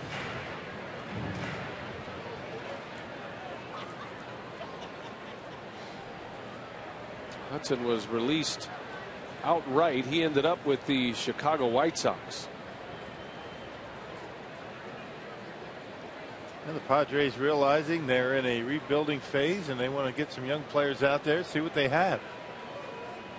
They'll eat some salary for Hudson, but it's more or less finding out, what the young players can do for him.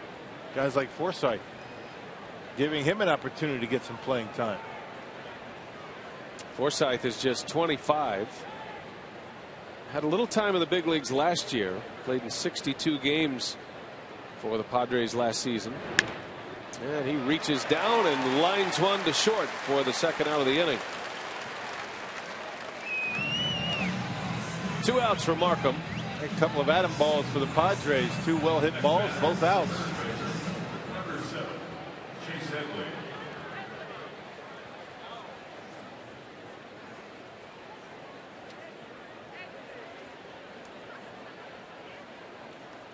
So here is Headley with 2 away.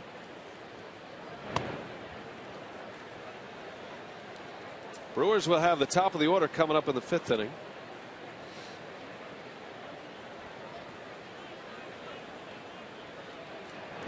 Markham could use a quick one here.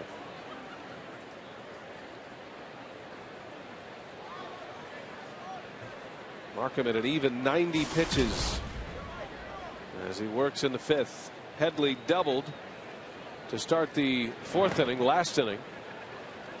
Scored the 2nd run. It looked like Markham might be able to get out of the frame after giving up 2 hits to start the inning, and then had bases loaded with just 1 out.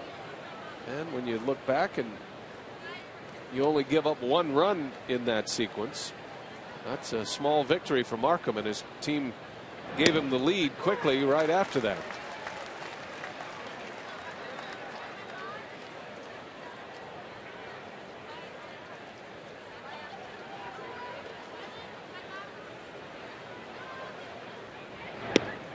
There's strike 2. You can tell Markham, as he pitches from the windup, he is consciously pitching at a much faster pace here. He certainly knows that he slowed it down. Yeah, he really slowed down when it was 1st and 3rd, nobody out.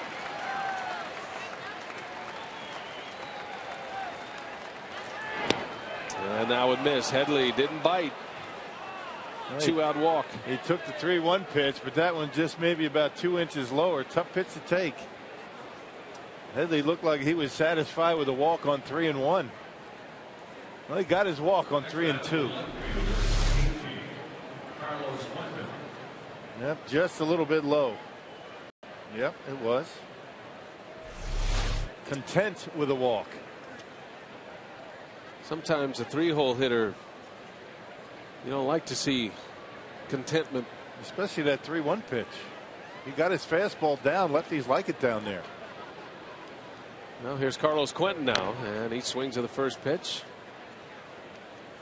You know, it is an interesting theory, and you see a lot more of it these days, especially with young lineups. But you get a guy in the 3 spot, 4 spot, but the idea is to get yourself an account where you can pull the trigger, get yourself in a hitter's count. That's why you're patient at the plate. That's why you work the count. 2-0, 3-1. You see it all over baseball. You know, hitters taking those pitches. You wonder why.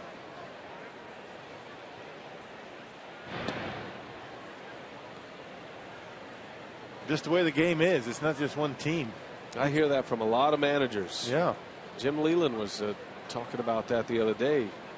You get yourself an account, and he said nothing frustrates me more than to see a 3-1 or a 2-0 fastball being taken right down the middle of the plate. Well, it happens a lot. It happens all the time in every team. It's not just young teams, it's everybody.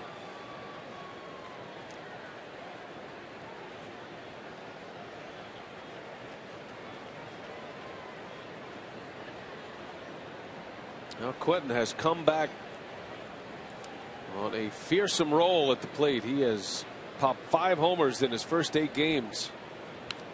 And he takes a rip, doesn't he?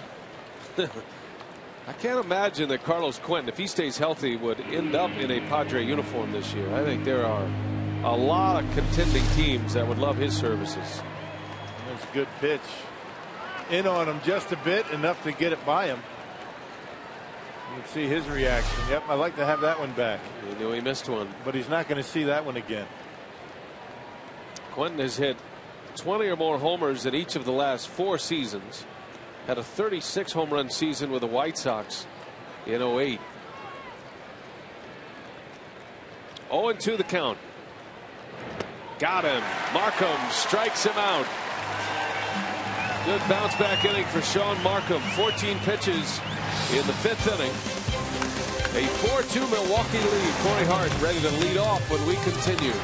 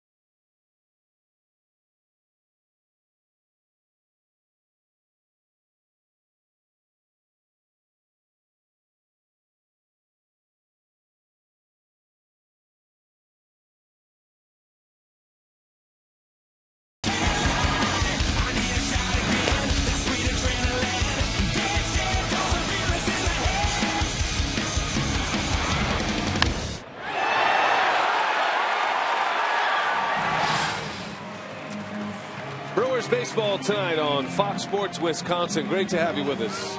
Brian Anderson with Bill Schroeder, Mark Concannon. And the Brewers have a 4-2 lead now as we head to the bottom of the 5th. Time now for our AT&T Uverse Reverse Replay. We take you back to the first inning. The first batter for the Brewers tonight was Corey Hart, and he didn't miss. Hits one over the fence for his 12th home run of the season. Second leadoff home run of the year for Hart. Gave the Brewers a quick start tonight. And the long ball has been a big part of the story tonight for Milwaukee. All 4 of their runs coming on the home run ball. Martin Maldonado hit a 3-run shot last inning in the 4th with 2 away. Hart sends one high and deep. And this is way gone. Wow. Corey Hart into the Harley-Davidson deck. 2 homers tonight. 5-2 Milwaukee.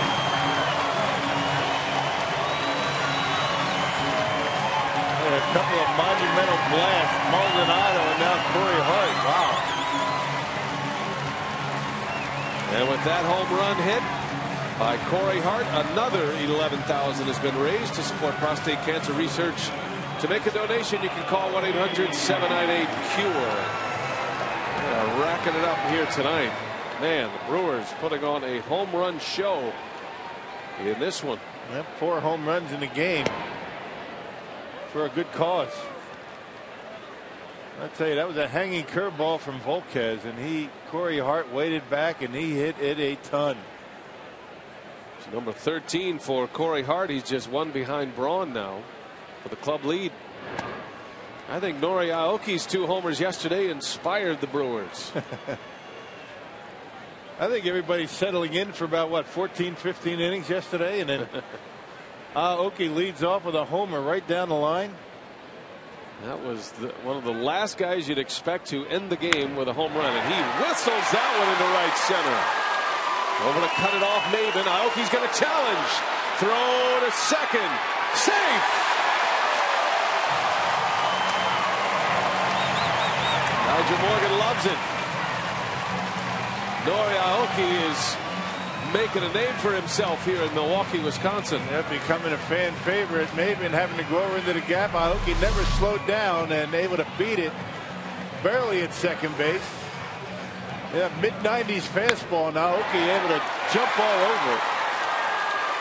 And because Maven had to go and spin around, made a good throw, but Aoki able to get in there. A double with nobody out. Well, Aoki safe at second, safe and secure. New York life. Yeah, Brewers might have got a call there.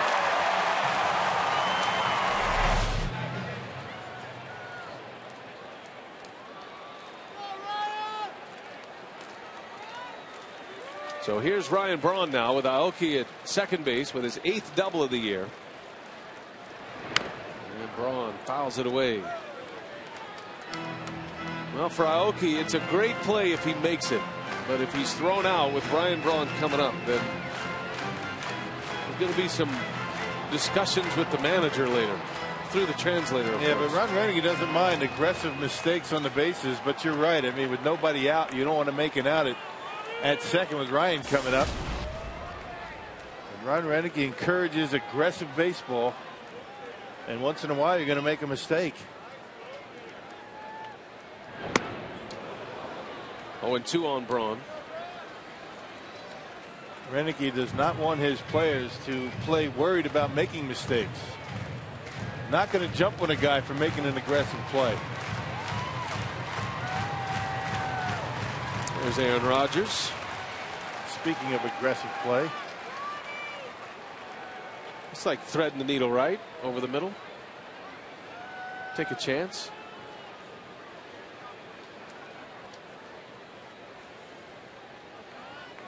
Aaron Rodgers doesn't make mistakes. That's true. Not only is he talented, but he's probably one of the smartest quarterbacks in football. The co-star of the Brewers commercials. Bouncing ball to short. Cabrera will make the play to retire Ryan Braun. Let's take it back to the Corey Hart home run, which started this 5th inning. Yep, a hanging curveball in middle in, and Volquez didn't even want to see it. He knew it. He heard the sound of the bat. Saying, I can't look. I know it's gone, and I know it's out of here by plenty. Look at that contact, huh? Sweet swing by Corey Hart. You're talking about keeping a bat in the hitting zone a long time. There's an example of it right there.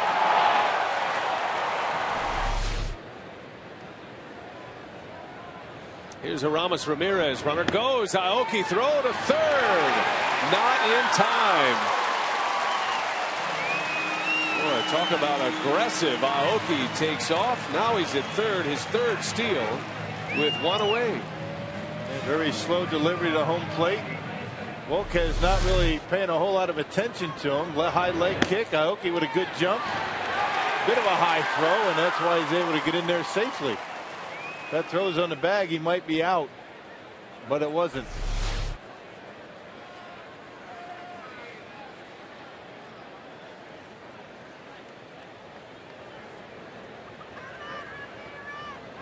Now Ramirez, now a chance to drive in a run here, even with an out. Won't take much to get Aoki to the plate. Padres have brought their infield in now.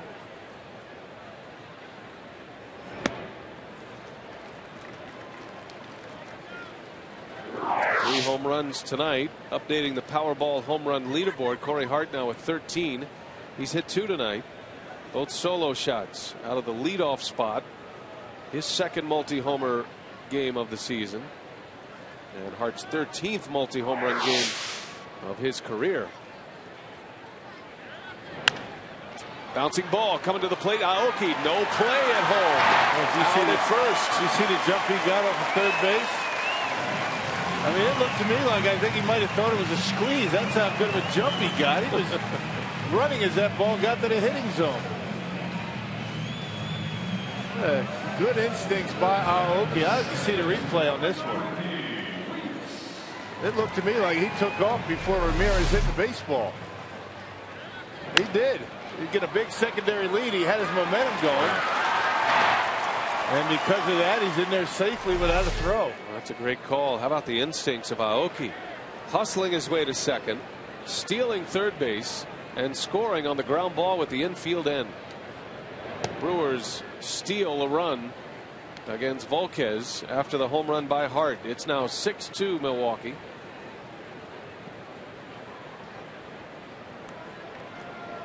Aoki was hit with a shaving cream pie yesterday for the first time in his life. Didn't even know what to think about it. And Mark Kincannon asked him through his translator, have you ever been hit with a pie in the face? He goes, no, we don't do that in Japan.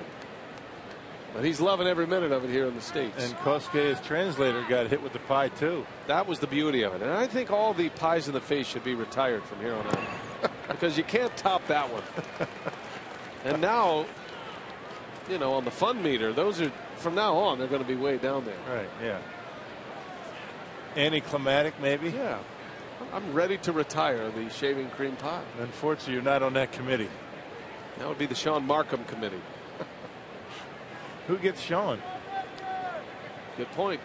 I'd probably go into his Attorney General, Giovanni Gallardo, as Weeks draws the walk. And Bud Black. That 4th walk issued by Volquez. And the 2nd one that is scored.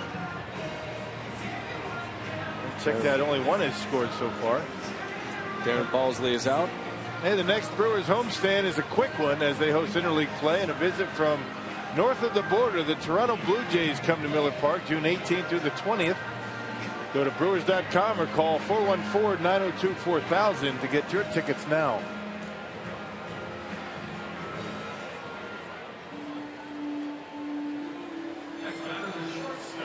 Six to 2 Brewers. Edinson Volquez has walked 4 tonight. And that gives him 43 walks for the season. That is the most in the National League. As he issues a 2-out walk to Ricky Weeks. Here's Cody Ransom.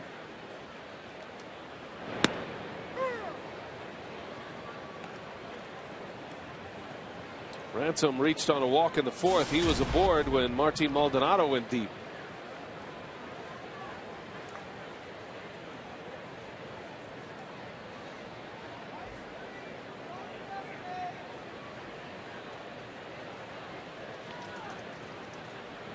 Pitch out, nothing on.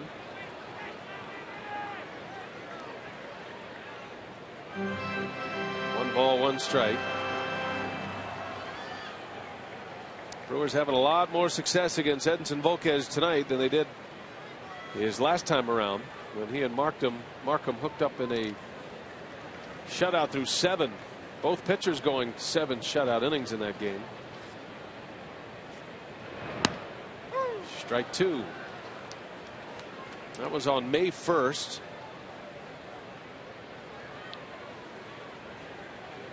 Volquez went 7 shutout, just 3 hits in that game. Padres won that one 2-0. You might remember Mark Kotze hit a pinch hit 2-run homer in that game. Brewers were actually shut out in back-to-back games in San Diego. They dropped 2 out of 3 there. But they've turned the tables tonight. 6 runs on 6 hits, 3 home runs. Answering Volquez's terrific performance on May 1st. Down goes Ransom. The inning is over, but Corey Hart goes deep again, his second homer of the night. And the Brewers now lead 6-2.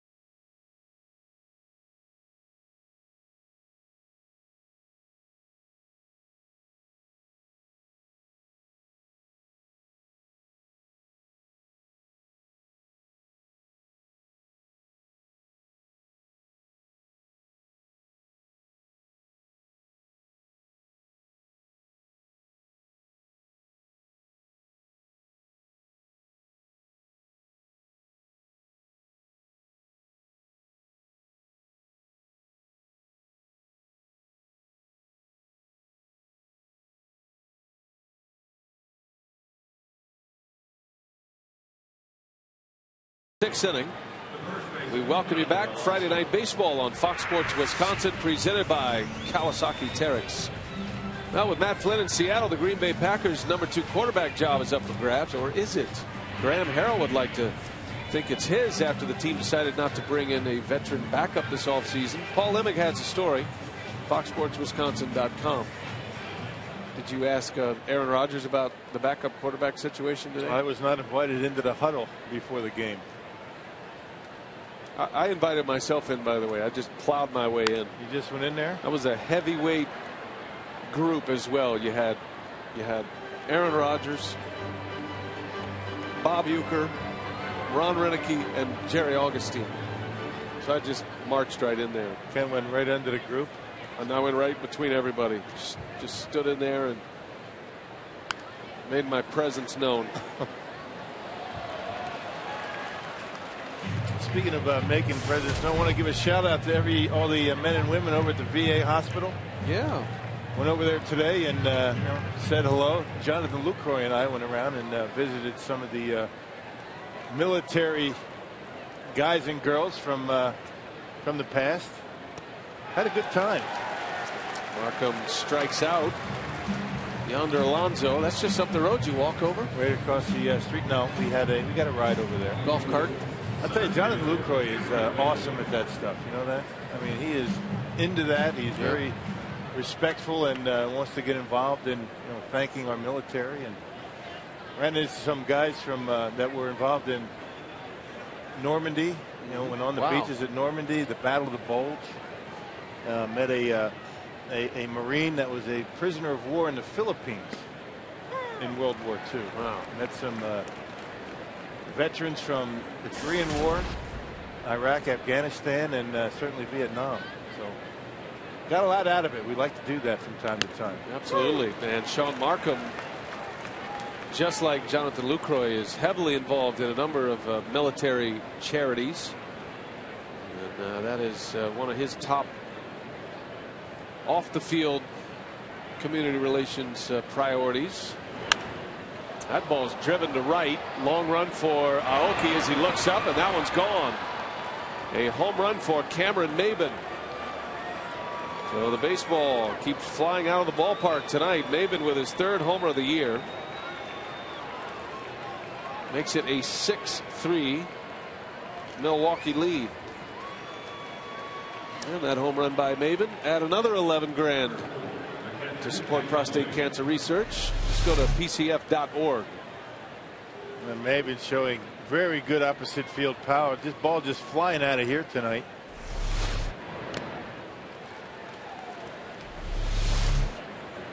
Big, tall, right-handed hitter with good leverage. Nice short stroke, and just kind of drove that one to the opposite field, and no doubt to the right center. Maben's had 3 real good at-bats against Markham tonight. First one resulted in a line drive out to left. Then he walked. And now the home run. 6-3 Brewers. Markham trying to do all he can to get through the 6th inning. He's at 105 pitches. That one's off the end of the bat. Braun coming in. Ransom is out. And Braun makes the call and the catch for out number 2. Hundley retired.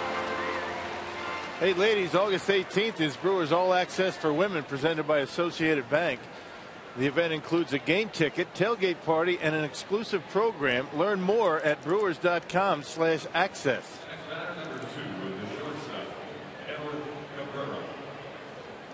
So 2 gone here at Miller Park in the 6th inning. Base is empty for Everth Cabrera, who had an inside the park home run in the 3rd. We've had 5 home runs in this game. 4 of them have gone over the fence. Cabrera with the first Padres inside the Parker in a couple of years. Got to go back to 2010. Last done by Chris DeNorfia.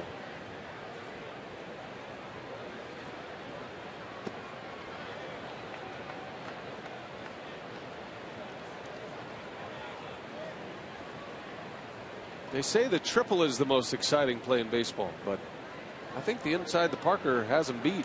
You just don't see him very often. Right. Usually there's something strange that goes on in an inside the park home run. Aoki's inside the park home, very similar to the one that Cabrera had. A diving attempt in left field.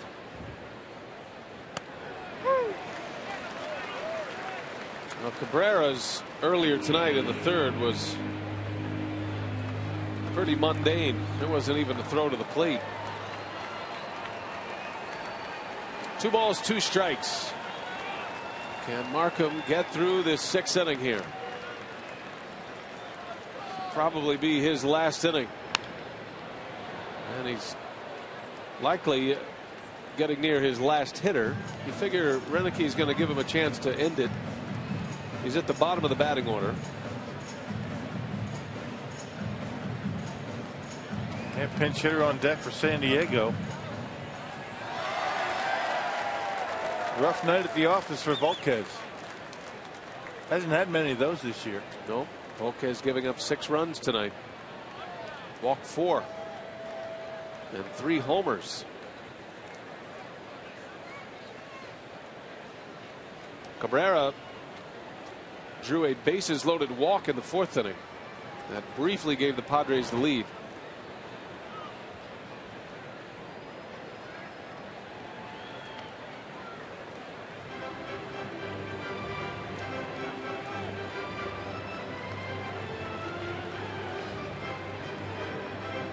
Speedy Everth Cabrera.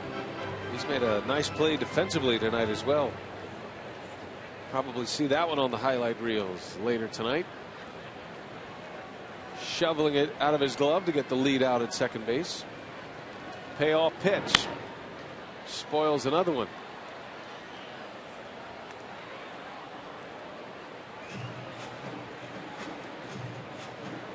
This is the only senior circuit game of the night tonight. Everybody else is involved in interleague play.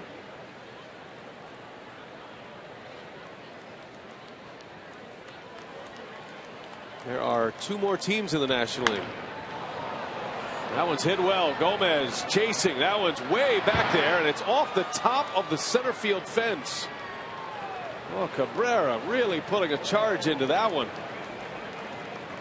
He has been a nemesis for Sean Markham tonight. Yeah, talking about a guy that's had good at bats. Cameron Maben's had good at bats, and this guy has been a tough out tonight at the bottom of the order. Cabrera gives this one a ride to center right off the top of the wall. Missed a home run by a foot. Wow. I think Markham thought that might have been out of the ballpark. Now Markham giving up a 2-out double.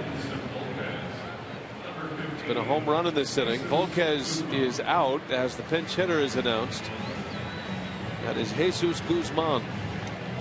It looked like Renicky was going to go out. Then he went back in the dugout. Now he's coming back out.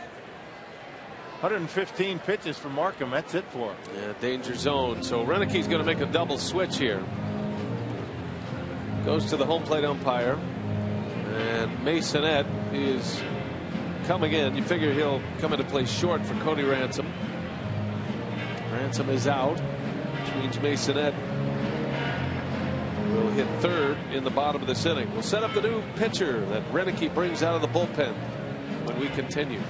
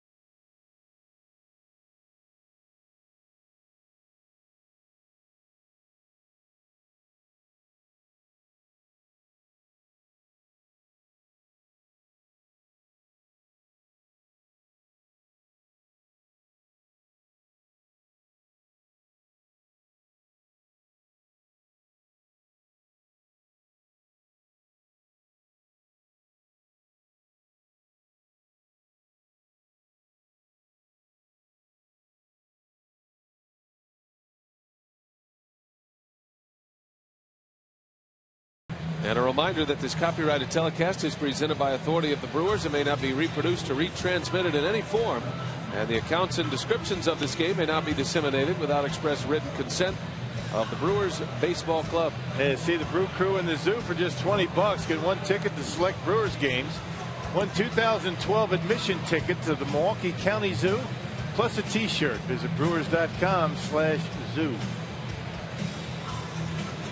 So a pitching change, a double switch, and Cameron Lowe will be the next man out of the bullpen for Ron Renicky. Edwin Masonette takes over at shortstop. And out is Cody Ransom, which would indicate that Renicky wants to get this inning, plus one more from Cameron Lowe. 2 outs in the frame. And Guzman rather over to third. Nice play. Aramis Ramirez. Inning over. 1 pitch from Cameron Lowe. Ramirez back from a quad injury. Bouncing around over at third base.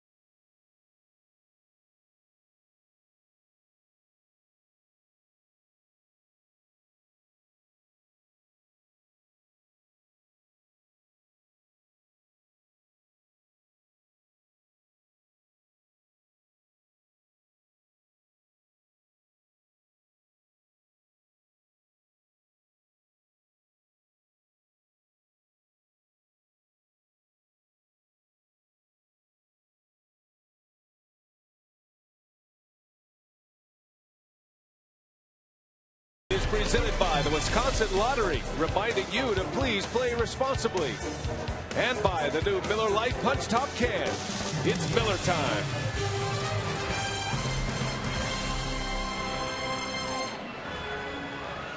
Beautiful night at Miller Park, Milwaukee. And it's 6-3. The Brewers leading the San Diego Padres. A little action tonight from the famous racing sausages route. Some carnage in this race. Yeah, what do we got? A little swapping paint. And we got a wiener down. Now, in a horse race, that horse would be disqualified, wouldn't he? By a nose. The Belmont Stakes tomorrow. You see the big scab on the nose? Yeah. It's unfortunate. They're gamers, though. He'll be back tomorrow.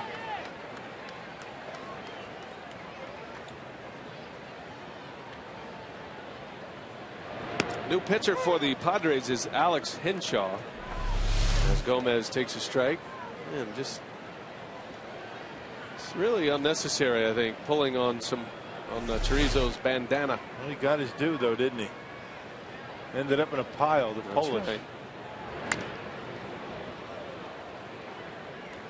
Cheaters never win. Thrilling sausage race tonight. Alex Henshaw taking over, one of 2 left-handers as we change the subject. 11th appearance for Henshaw, ERA just under 5. 11 punch-outs for him. Gomez, a violent hack, strikes out for the first out of the inning. And good slider under the bat of Gomez. And Henshaw got called up on May 8th. That slider down and in, that back foot slider getting Gomez over the top.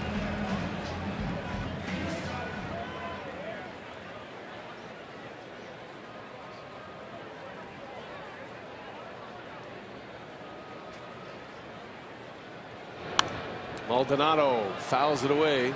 So far tonight, Maldonado has had the big hit. 2 outs in the inning. The Brewers down a run in the 4th. Maldonado batting 8th tonight. Launched a 3-run home run to left field.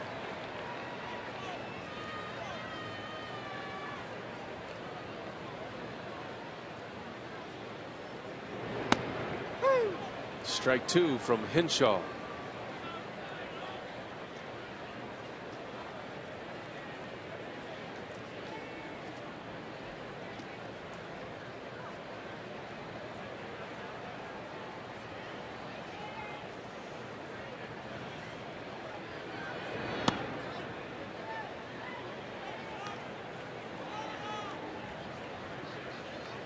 Maldonado with his first two major league home runs here on this homestand. His first one came against the Pirates last Sunday.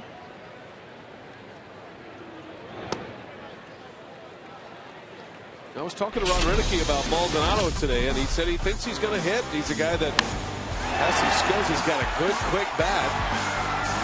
And he showed it there with that home run. Turn that heater around up in the zone. Not often you're able to get on top of a 95-mile-an-hour fastball and hit it that far.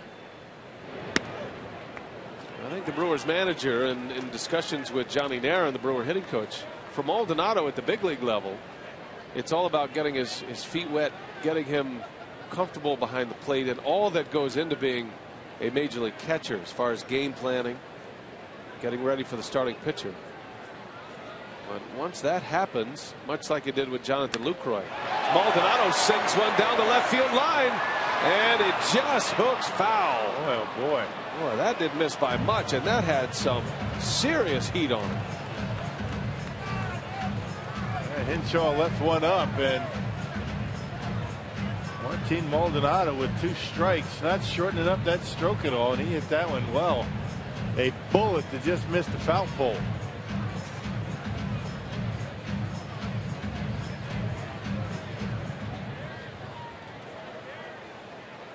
Full count. Remember, it was 0-2 on Maldonado.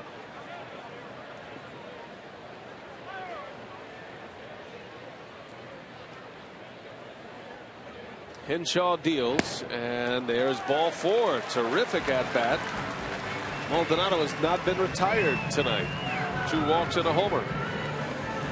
Well, it's with the starters out. Time now to take a look at our Jimmy John's high-speed delivery. Volquez topping out at 97. Markham at 88. Both starters are out. Markham a chance to win.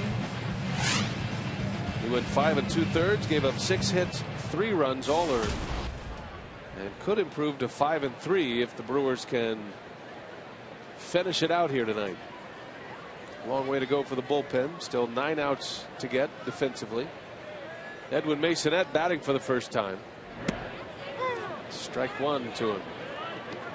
Masonette came in on the double switch.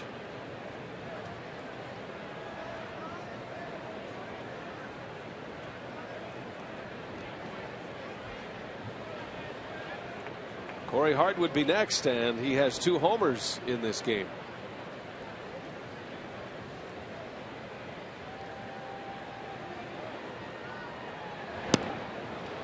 Oh, and 2 to Masonette. Henshaw gets it up there pretty good. 93 for a left-hander out of the bullpen to go along with a very good slider. I think that's the difference between the game today and 20 years ago. I mean, everybody, even left-handers, coming out of the bullpen, throwing in the 90s. That didn't used to be.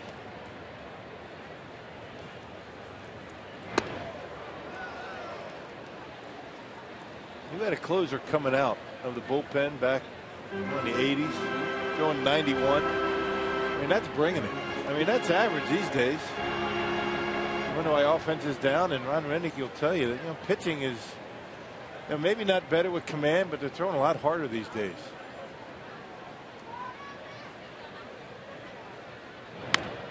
Well, I'm no expert at the amateur game any longer, but even in my time 20 years ago, there was an emphasis on velocity. I mean, you know, there were specialized camps, there were specialized pitching coaches, and part of the sales pitch was that I can add velocity to your son's fastball, and I think that has certainly evolved, and I do think the art of pitching has suffered because of it.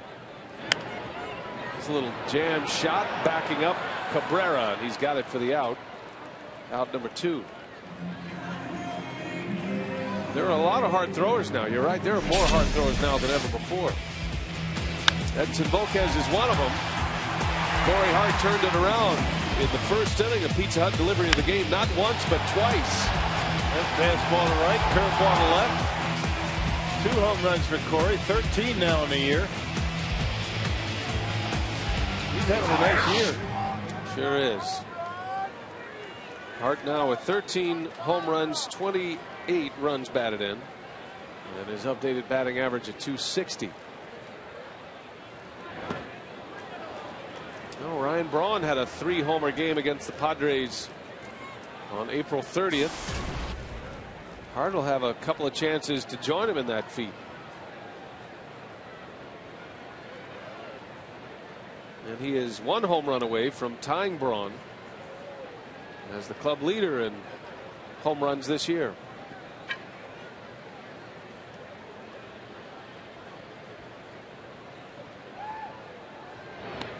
Oh, that hit him. Got him right on the foot. And Hart will reach on the hit by pitch.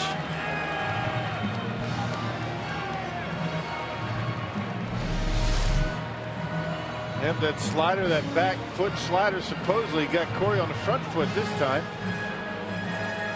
Not even close. Right fielder. I don't think that's going to hurt too much. You see the way Corey lifted his foot a little bit on the plastic on the heel, on the sole of the shoe. That's a smart man. Yeah. Well played. It's hard to move that front foot when you're in the process of getting in position to hit. A lot of your weight's on that front foot. Tough to move it out of the way.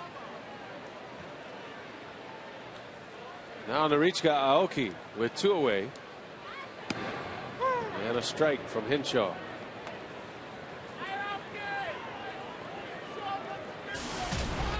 Aoki with a hustle double in the 5th. And then he stole third base, and then he was able to score on a ground ball with the infield end. He used his legs to steal a run from the Padres in that 5th inning. That's the 34th time the Brewers have been hit by a pitch. Next closest in the National League, the Cubs, 18. Wow. Makes you want to charge the mound, doesn't it? You don't mind getting hit on the foot, though. No, especially on the sole, if you're good enough to do that.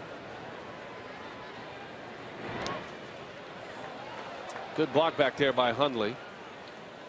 Keeps the runners at first and second.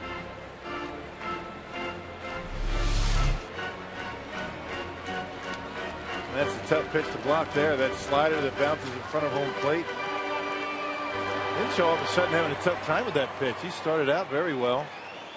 Not exactly the technique that you're looking for, but he got it done.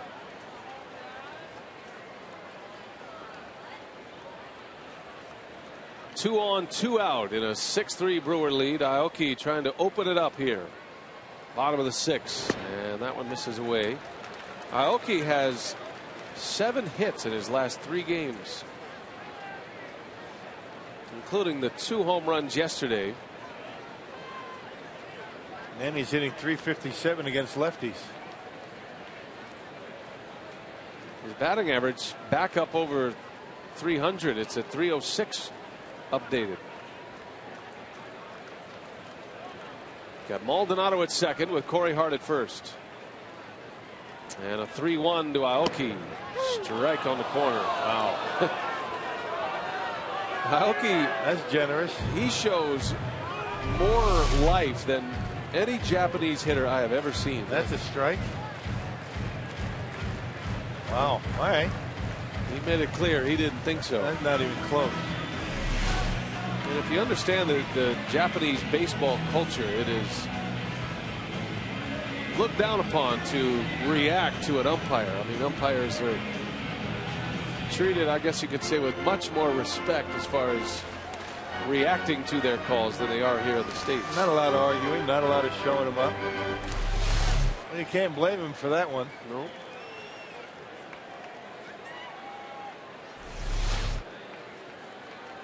That would be headline material in Yakult for the Swallows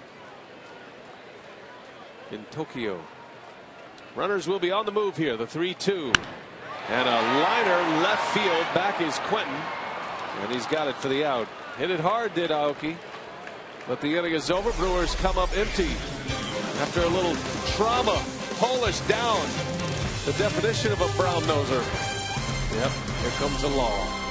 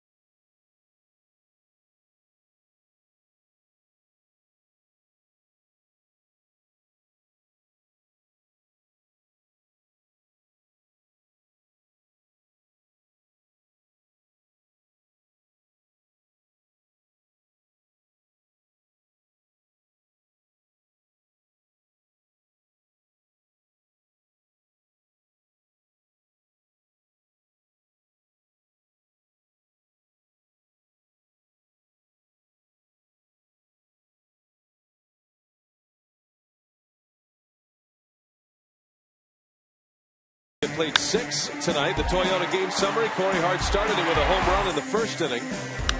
Everett Cabrera hit a liner to center. Gomez came up empty, and Cabrera went all the way around and inside the Parker. Then Maldonado hit one over the fence. Corey Hart added another homer. The Brewers have hit 3 home runs tonight. The Padres with 2, as Cameron Maben went deep in the 6th inning. A lot of home runs tonight, raising a lot of money for prostate cancer research on our home run challenge night. And the Polish making headlines as well tonight for his cheating and nosediving. 6-3 Milwaukee as we go to the 7th. As expected, Cameron Lowe is back out there, and he'll try to get through this 7th inning. And we'll have the top of the order to deal with. Chris Denorfia, followed by Logan Forsythe, then Chase Headley.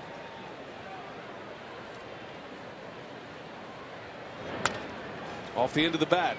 Denorfia can run. Masonette takes care of him. No problem. 6-3 put out for the first out of the inning. Well, we had a trivia question at one point tonight. And let's remind you which Brewer player had a walk-off single versus the Dodgers on August 16, 2011. Where were you, Rock, on August 16, 2011? Right here watching Mark Kotsay get a base hit. There you go. Nice job, Rock. You gave it away. Gave it away. Seconds before. Had 3 innings to think about it. If they didn't have it by then, never going to get it.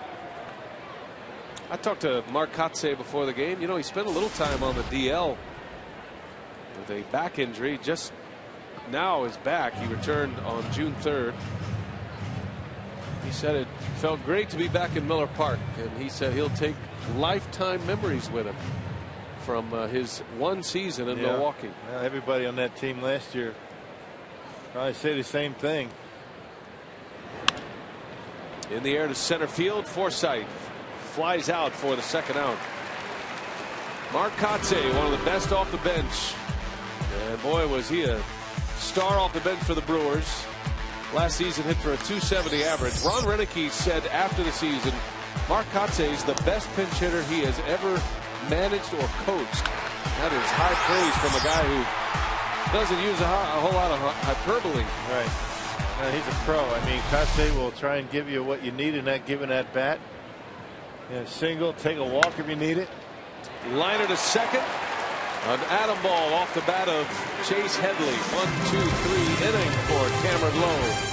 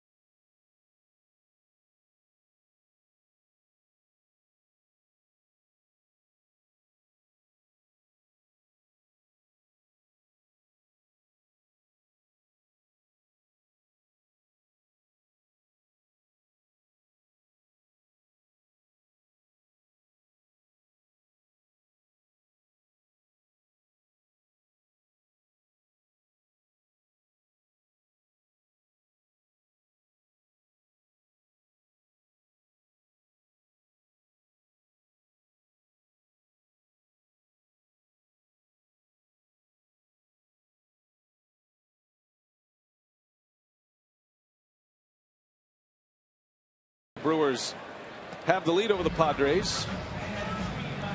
And the Brewers coming up here. Ryan Braun set to lead off. And let's take you back. One of the memorable moments of Ryan Braun's career. A historic night. 4 hits, 15 total bases. He hit 3 home runs in the game against the Padres. 3 home runs, including a triple and 6 runs batted in. Tied a franchise record for total bases. And tied a franchise record for home runs in a game as well. Ryan Braun. That was April 30th, and a night he'll never forget. Yeah, first time ever anybody hit 3 home runs at Petco Park in a game. Yeah, you saw that one off the metal stamping company.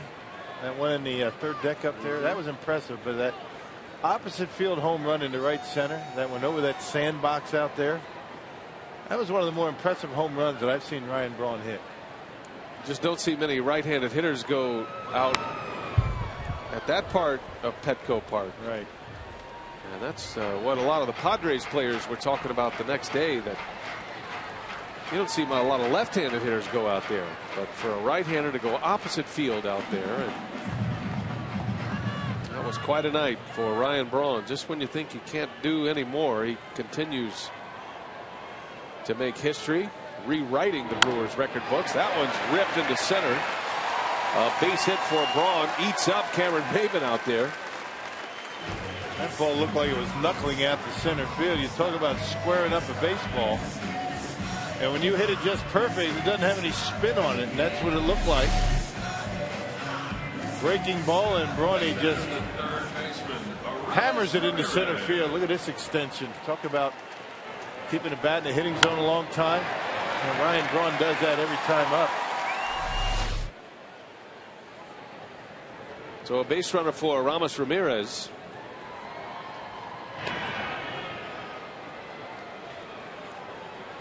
San Diego is a special spot for Ryan Braun. He grew up in Los Angeles, and San Diego is where he made his major league debut in 2007, starting a Rookie of the Year campaign.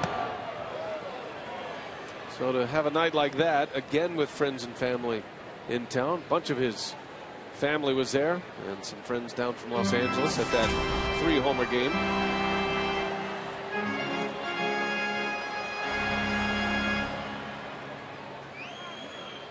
The unhitter friendly Petco Park, Braun has been very comfortable there.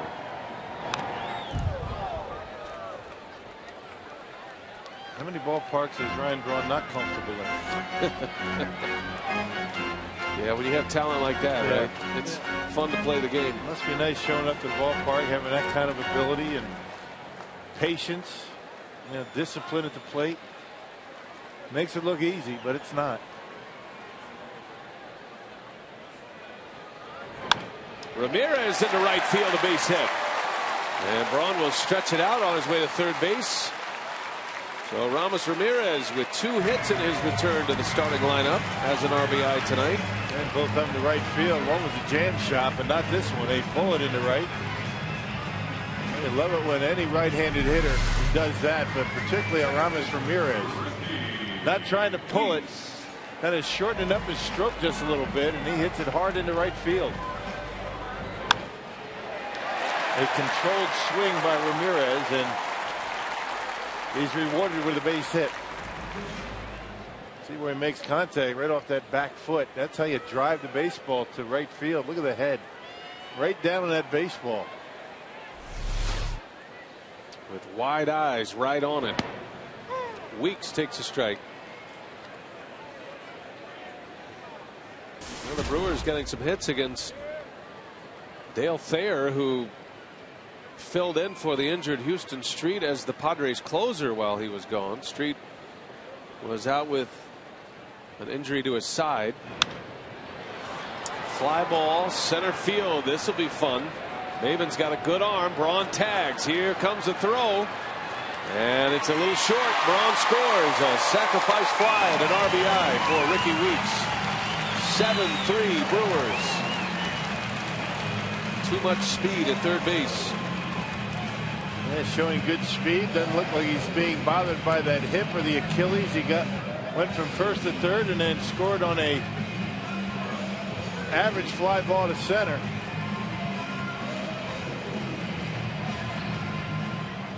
Pinch hitting for the pitcher, Cameron Lowe, number 5, Taylor Green.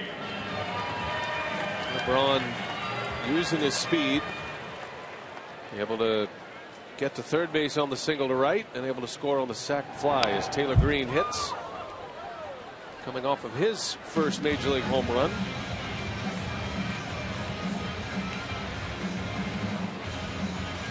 Green hit a 3-run home run on Wednesday and was able to get the ball back.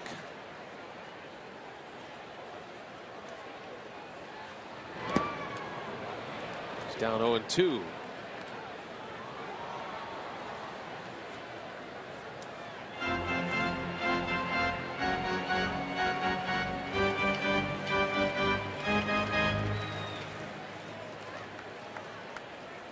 Green, the Brewers minor league player of the year last year. Second time he's won that award. Getting a chance in the big leagues.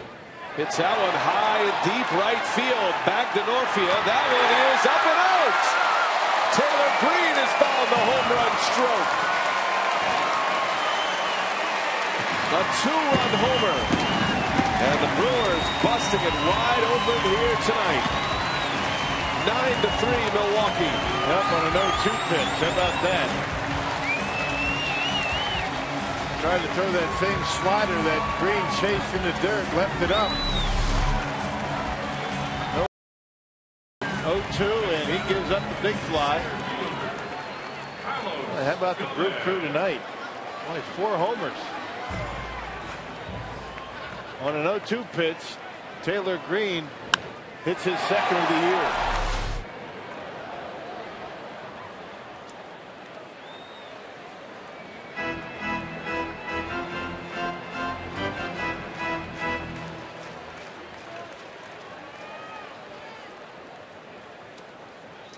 Both of Taylor Green's home runs as a pinch hitter is Gomez. A little flare that is run down by Alonso. Tried to bounce the slider and he left it up, and Taylor Green knocking it out of here into that Padres bullpen. Now with that Taylor Green home run, another $11,000 has been raised to support prostate cancer research. We invite you to go online, pcf.org, or call 1-800-798-CURE. 6 homers tonight. Oh, they picked the right night, didn't they? That's great. 66 grand. Maldonado has contributed with one of those home runs. Wendy's at the plate. 2 walks and a homer. There's a good story about Taylor Green's home run, his first homer. He actually was able to get the ball back. A fan by the name of Chris Cope from Wauwatosa was able to secure the baseball, and what was great about it, he didn't even want anything in return. He just wanted Taylor Green to have the ball. He knew it was important to him, a class act. Taylor ended up giving him a bat, the least he could do. The funny part is he called him Mike for a day. And it was written and published stories and then finally retracted. No, it was not Mike. It was Chris Cope. And Taylor wanted me to make sure that I apologize to Chris. He had a lot on his mind that night. On his behalf. The PR man who delivered Chris Cope was Mike Vasallo. You could understand the confusion. That was nice that he was able to get that baseball. I had my first home run ball at home. Where'd you hit your first home run? County Stadium. Now, was it hit up into the seats? Yeah, it was hit into the right field seats, right by the Brewers bullpen out there. Little negotiation went on to get it bartering. The guy said, I don't want anything from that guy. Who is he again? Schrader. Who's that? Got my first home run ball. Got my first base hit ball at home. Yeah, those are special. Maldonado takes a call at strike 3. And the inning is over, but a productive one for Milwaukee. 3 runs in. Taylor Green with a 2-run shot, his second big league homer.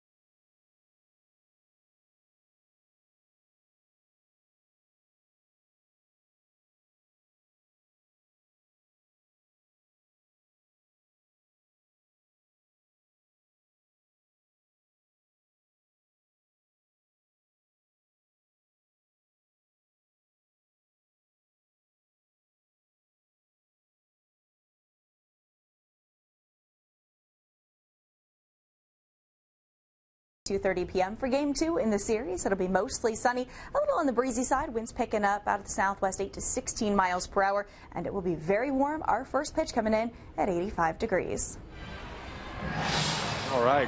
Brock's going to have a good lather going tomorrow. I can't wait for that on camera. Miller Lite, what's on tap? The Brewers will conclude the series over the weekend with the Padres. Note the start time tomorrow. Airtime is 2:30 with Brewers Live, and the first pitch at 3:10, and then Sunday is back to the regular start time, 12:30 airtime, a little after 1. You almost got through the whole game, by the way, without picking on me. Sorry. But you're right. It just feels natural, Rock. Once you get that little beat on the forehead, then it's all bets are off, baby. It's towel time. Pores are open. Yes. Tim Dillard is next out of the pen for the Brewers. Cameron Lowe did a nice job, inning in the 3rd. And now Dillard with a 9-3 Milwaukee win. Brewers haven't had many of these games.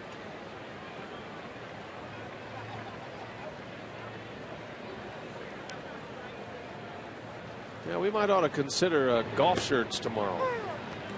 You as think? opposed to the coat and tie look. The first time this year. It's kind of frowned upon. Do we dare? I think tomorrow might be the day in the soup. Can you put a tie on a golf shirt? Oh, sure you can. Absolutely. Been done many times. 2 quick strikes on Carlos Quentin. I remember being on a Brewers charter back in the old days when, back in the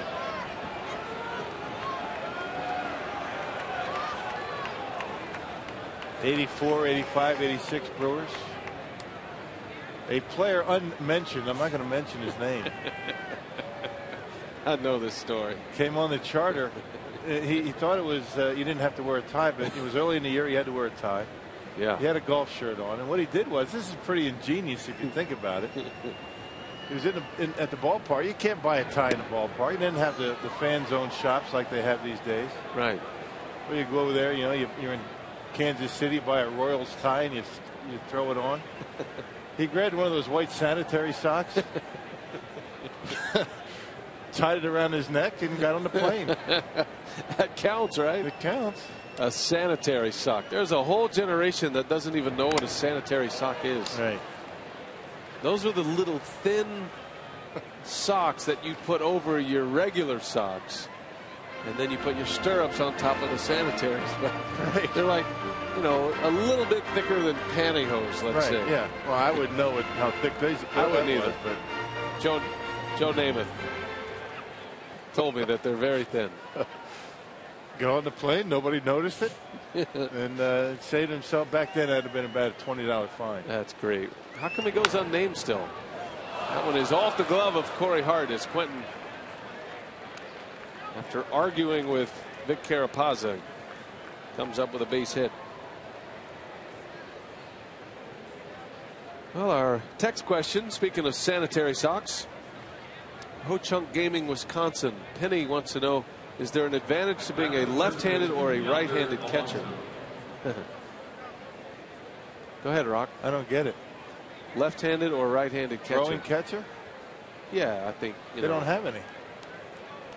They don't have. Not in the big leagues. Because most of the hitters are right-handed, and the feeling is as though that to try and throw a guy out stealing third base from second base, that's a tough throw to make for a guy that's left-handed. The only throw that would make sense for that would be like a pickoff throw to first. You just don't see it. Left-handed catchers. There have been left-handed catchers, not full-time catchers, but guys that have caught. Well, you don't see left-handed third baseman, shortstop, second baseman. For the same reason. Same reason. Tougher throw to first base. Not in the big leagues, anyway. Not in the upper levels. You might see a left-handed catcher down the road. It's an interesting question. Chance for two here. 4-6-3, all by right-handed throwers. And Alonso is doubled up. Remember Benny DiStefano?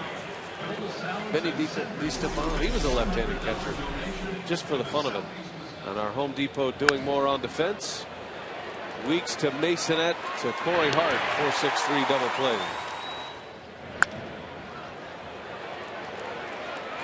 Nicely turned, easy as it gets. And 2 outs.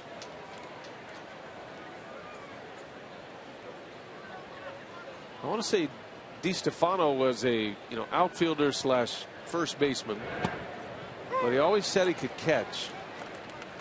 So they let him catch. I'm not sure if that was Leland or not. It was with the Pirates, and he ended up catching a few games.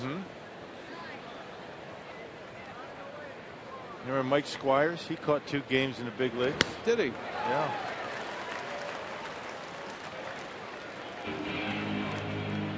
But only as a novelty, right? Right. That's what you're saying. It just doesn't happen. Yeah, he was a first baseman.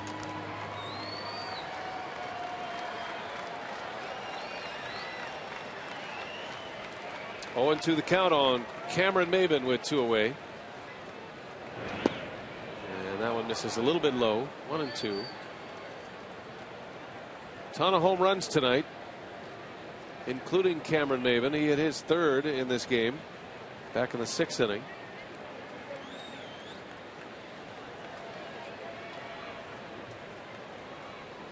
The Brewers have 3 homers.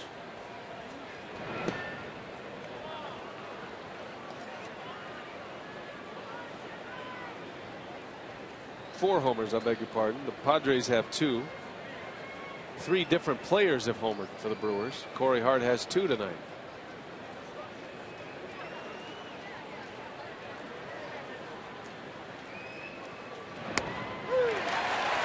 Dillard strikes out Maben. Headed to the 8th. Corey Hart's going to get another chance to hit his 3rd homer of the game.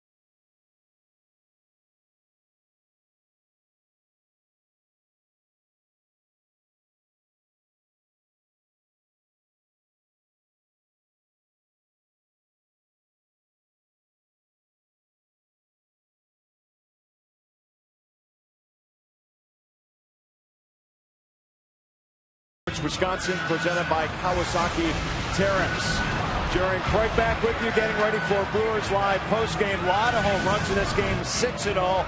4 by the Brewers, though, Jerry. Our Marshfield Clinic shining moment. Of course, 2 of those coming from Corey Hart, top of the order. Good production. Started off right at the beginning. Second time this year that Corey started off the game with a big home run in the first inning. Then Maldonado comes up with a big 3-run, 2-out home run in the 4th inning. That was followed up by Corey Hart again in the 5th for his 10th home run as a leadoff hitter, and then in the 7th for the 2nd time in a row with a pinch hit home run. Taylor Green. Not bad. I'll tell you what, 4 home runs from the leadoff spot the last 2 games. Brewers will take it. They lead big here, and we'll have post-game reaction from the clubhouse. Also, Ron Reineke coming up after the ball game, and I believe a special instructional that includes an added guest as well. So stay tuned for that. Brian, right. Nice tease, Craig. Well done. And getting people thinking. A special guest tonight. Edwin Masonette leads off. Joe Thatcher is on the mound for the Padres, making his 22nd appearance. Former Brewer farmhand. Hard-throwing left-hander, 22nd appearance, a .235 earned run average. He's got 16 punch-outs in just a little over 15 innings. What will your role be in the instructional tonight, Rock? Jerry and I have contemplated this already because we have the guest. Now, he's a guest of the Padres broadcast team. Okay.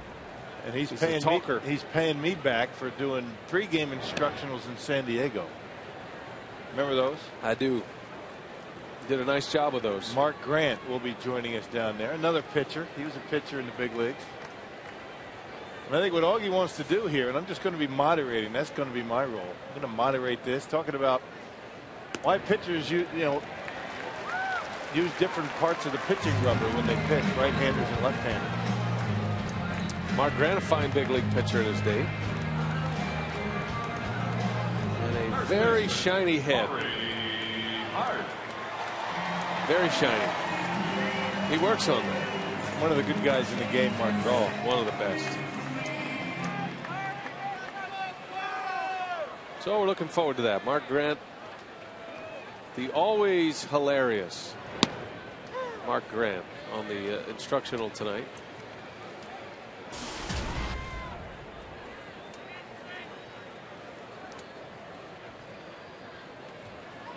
Corey Hart got a chance to hit his 3rd home run of the night. Well, he'll take that one instead, a base hit. What a night for Hart. On base 4 times, 3 hits. He was hit by a pitch. And the Brewers have put the first 2 on against Joe Thatcher in the 8th. Well, a 3-hit night for Corey. He's been on 4 times, including getting hit by a pitch. There's that Thatcher fastball. Talking about all arms and legs, Thatcher. Yeah, Corey gets eaten up inside, but strong enough to dump it into right for the first 2 reach for the Brewers here in the 8th. 9-3. What a night offensively for Milwaukee. 9 runs on 10 hits. Here's Nori Aoki.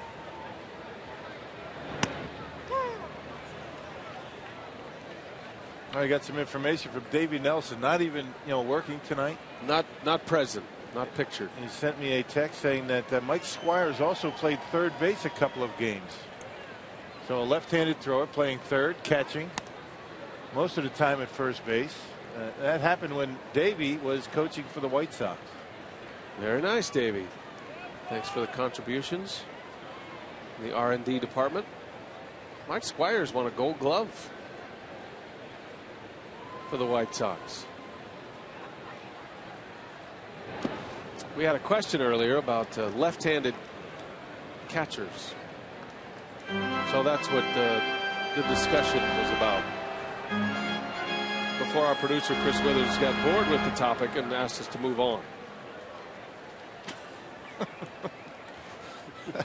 I thought it was interesting.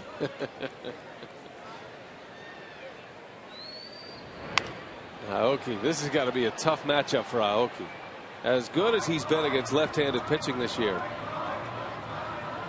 Thatcher presents a new set of challenges for a left-handed hitter. Probably looks like he's throwing it from second base. Right, he just hangs right in there. He just keeps that front shoulder closed and almost daring you to come inside.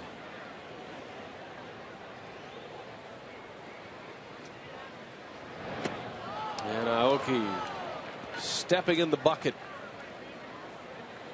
So Thatcher picks up a strikeout for the first out. That big sweeping slider, and Aoki fooled badly on it. Can't blame him.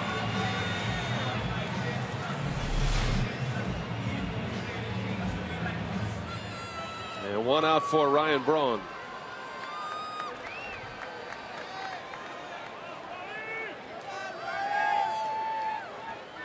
Two on, one out.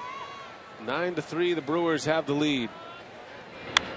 And Braun gets one in on the hands. Alonso is there for the out. So Braun will finish with 2 hits, 2 for 5. And that'll send Aramis Ramirez to the plate. Third baseman, Aramis Ramirez. Bunch of baseball going on tonight.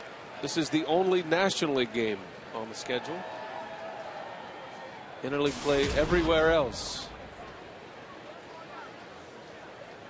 The division leading Cincinnati Reds beat the Tigers today 6-5. Tigers continue to scuffle. Detroit expected to run away with the American League Central. They are 6 games under 500 with that loss tonight. Reds won it in the bottom of the 10th inning.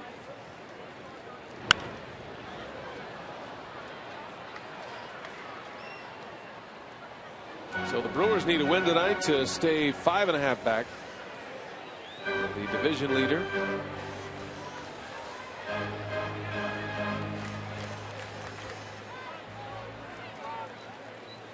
Reds won on a squeeze play tonight. It's contagious. Nobody's done it more than the Brewers. They tried another one tonight. But they've had 6 successful squeeze bunts this year. Cubs did it to the Brewers during that 3-game series. Indians beat the Cardinals tonight in interleague play. Cleveland in St. Louis winning 6-2. Cardinals just a game over 500. Right now in the Central, it is the Pirates that are in second place behind the Reds. Pittsburgh defeated the Royals tonight 4-2. Way inside. That may hit every single person around the home plate area. The batter, the catcher, the umpire. Everybody got a piece of that pitch. Ramirez will take his base. Got a chunk out of the home plate umpire. It hit Ramirez first. Follow the bouncing ball right here. There's 1, 2. That missed the catcher. Yeah, he missed the catcher. Yeah. Could have had the trifecta. I think it hit the umpire twice. Well, I guess if you're a pitcher and you can hit 2 people in that group, those would be the 2 you'd want to hit. Spare your teammate. Nigel Morgan will pinch run for Ramirez. And Ricky Weeks takes a strike.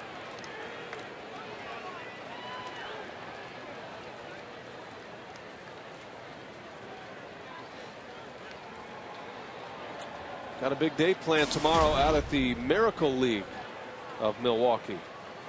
Looking forward to that event. Our good pal Teddy Werner. The Miracle League, that is at Swan and Brown Deer, on the corner of Swan and Brown Deer. Hope you can come see us. This is a baseball field for kids with disabilities. And if you want to have a heartwarming Saturday moment, then that'd be a spot to go. Yeah. We'll be there. The Miracle League of Milwaukee, in conjunction with the YMCA. Be there tomorrow. get it started about 11:30, and then there's a baseball game. Right. Good for you. Yeah, it's good. It's a good thing. And Brewers active in the community and all aspects of what goes on. Ricky loses his bat, and a happy fan's able to hold it up. He's all right.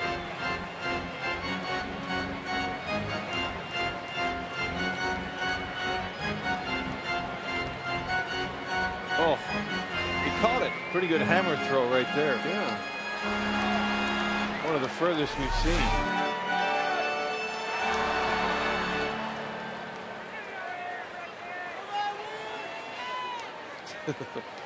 0-2 the count. Bases loaded for the Brewers, and Weeks strikes out to end the inning. Side retired. We head to the ninth. Last call for the Padres.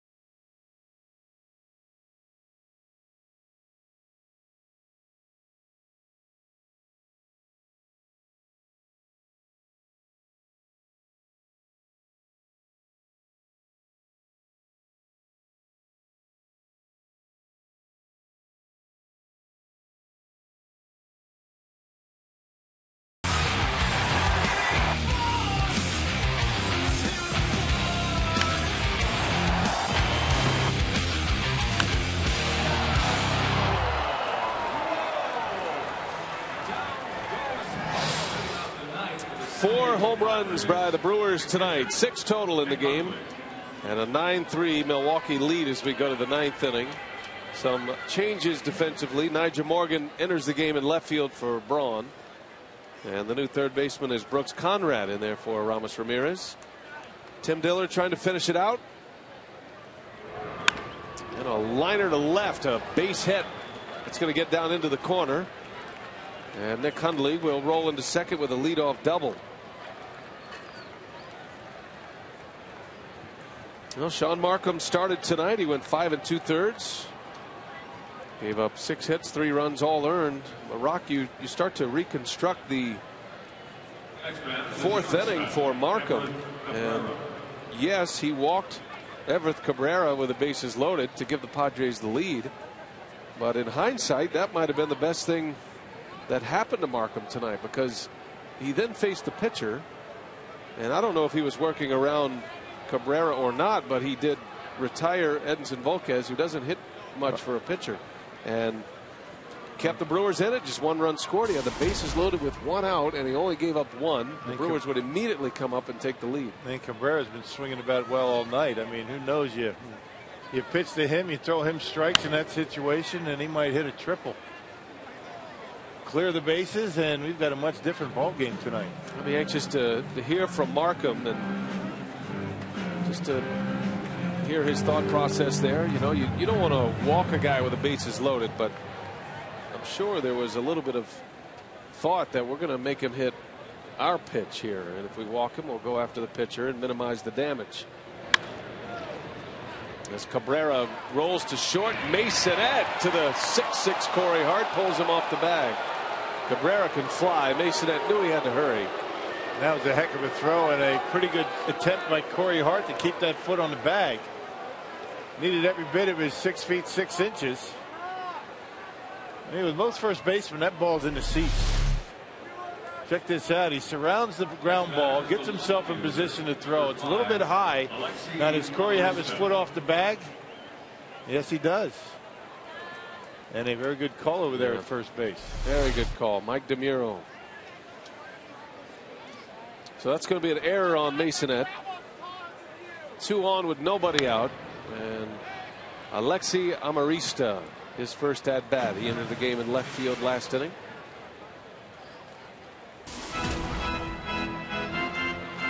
But you go back to that 4th inning, and Markham had thrown 30 pitches in that inning. He was able to get out of it, giving up just the 1 run. And that was really the turning point. The Brewers would take the lead in the bottom of the 4th on the 3-run homer by Maldonado. A 2-out 3-run homer, and Milwaukee never looked back.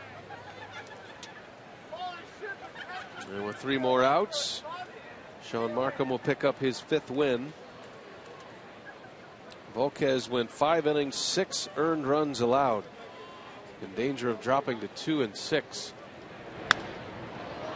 In the air to right, Aoki backing up. And he's got it. Hundley won't challenge. First out of the inning.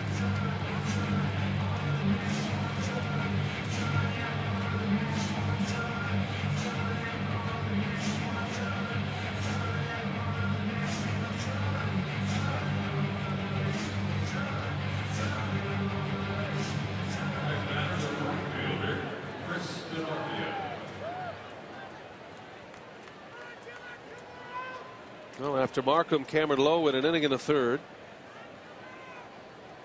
Did not allow an earned run. Tim Dillard trying to pitch the final 2 innings.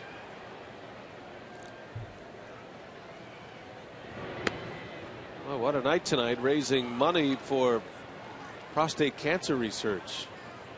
The home run challenge tonight with the Brewers Padres game. 6 so far. $66,000 raised. I mean, this has not been a team that's hit a lot of home runs. I mean, overall, the home run totals are up. But you don't think about a Brewer Padre game to get 6 home runs. Yeah. Hart had a pair. Never know.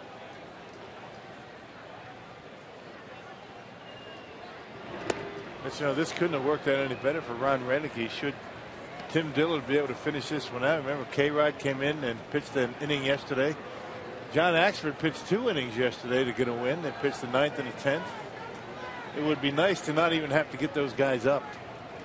Yeah, now you're loaded up for the weekend with a day off on Monday.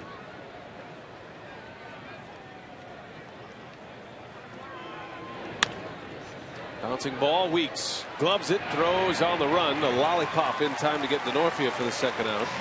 It's a nice play by Ricky Weeks. 2 outs in the inning.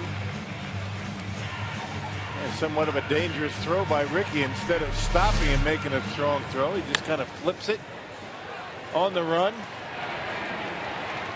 and able to get the out. Some style points for Ricky. Make him run all the way through the bag. So Dillard an out away from finishing this one out. 9-3 Brewers on 10 hits tonight. And a spinner in there for a strike to Logan Forsythe.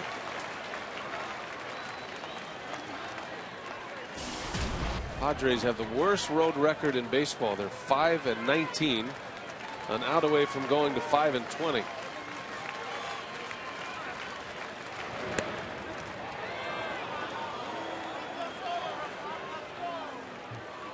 Don't forget, tomorrow is a 3:10 first pitch on the air at 2:30. Special Saturday start time tomorrow for game 2. Mike Fiers is up for the Brewers tomorrow. We'll see how he fares at his 3rd major league start.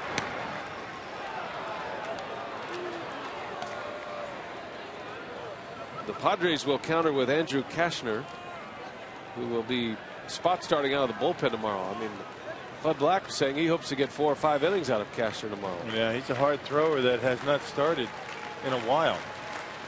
Fires tomorrow, Gallardo Sunday.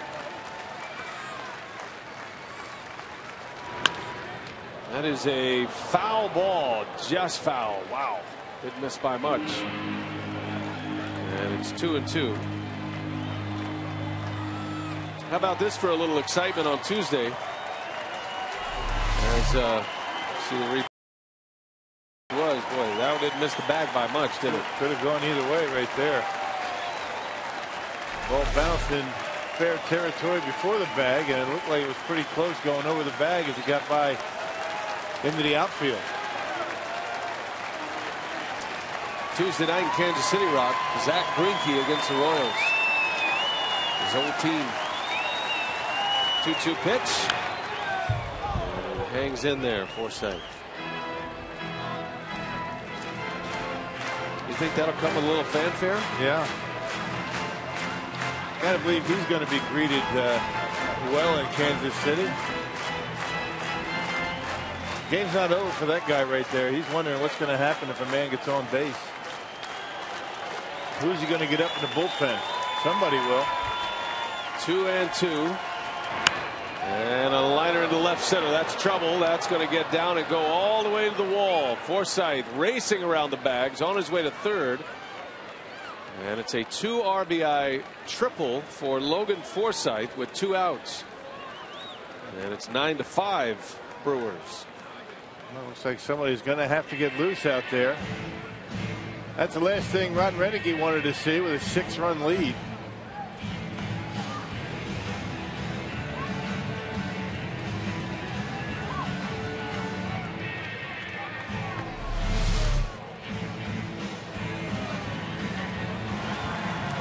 Able to stay out there, right there, out on the end of the, or I should say, outer half of the plate. He rips it into the gap out there in left center. Some light tossing out of that Brewers bullpen. Second triple of the game for San Diego. Denorfia and now Forsythe. Runner at third with 2 away.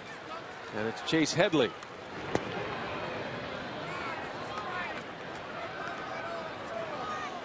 San Diego has 9 hits tonight.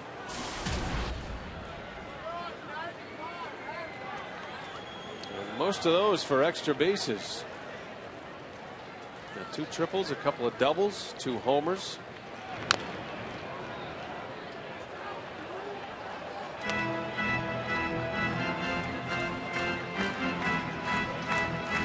Attaboy.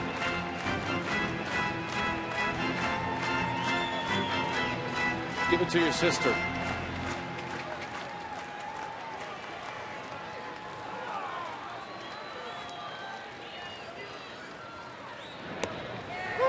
Strike 2.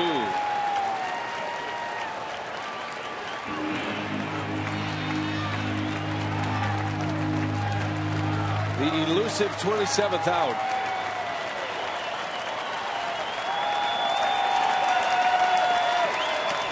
Back on their feet. Dillard brings a 1-2. Got him. Ball game over. The Brewers win 9-5. Defeating the San Diego Padres and the Brew Crew. Winning their 3rd consecutive game. Sean Markham improves to 5-3. Beating Edinson Volquez tonight. And with 6 home runs hit in today's game, a total of $66,000 has been raised in our game for prostate cancer research. To make a donation, you can call 1-800-798-CURE or go online, pcf.org. 9-5 the final score. Much more still to come on this one. We check in with Craig Cashon. What do you have coming up on Brewers Live, Craig? Well, it was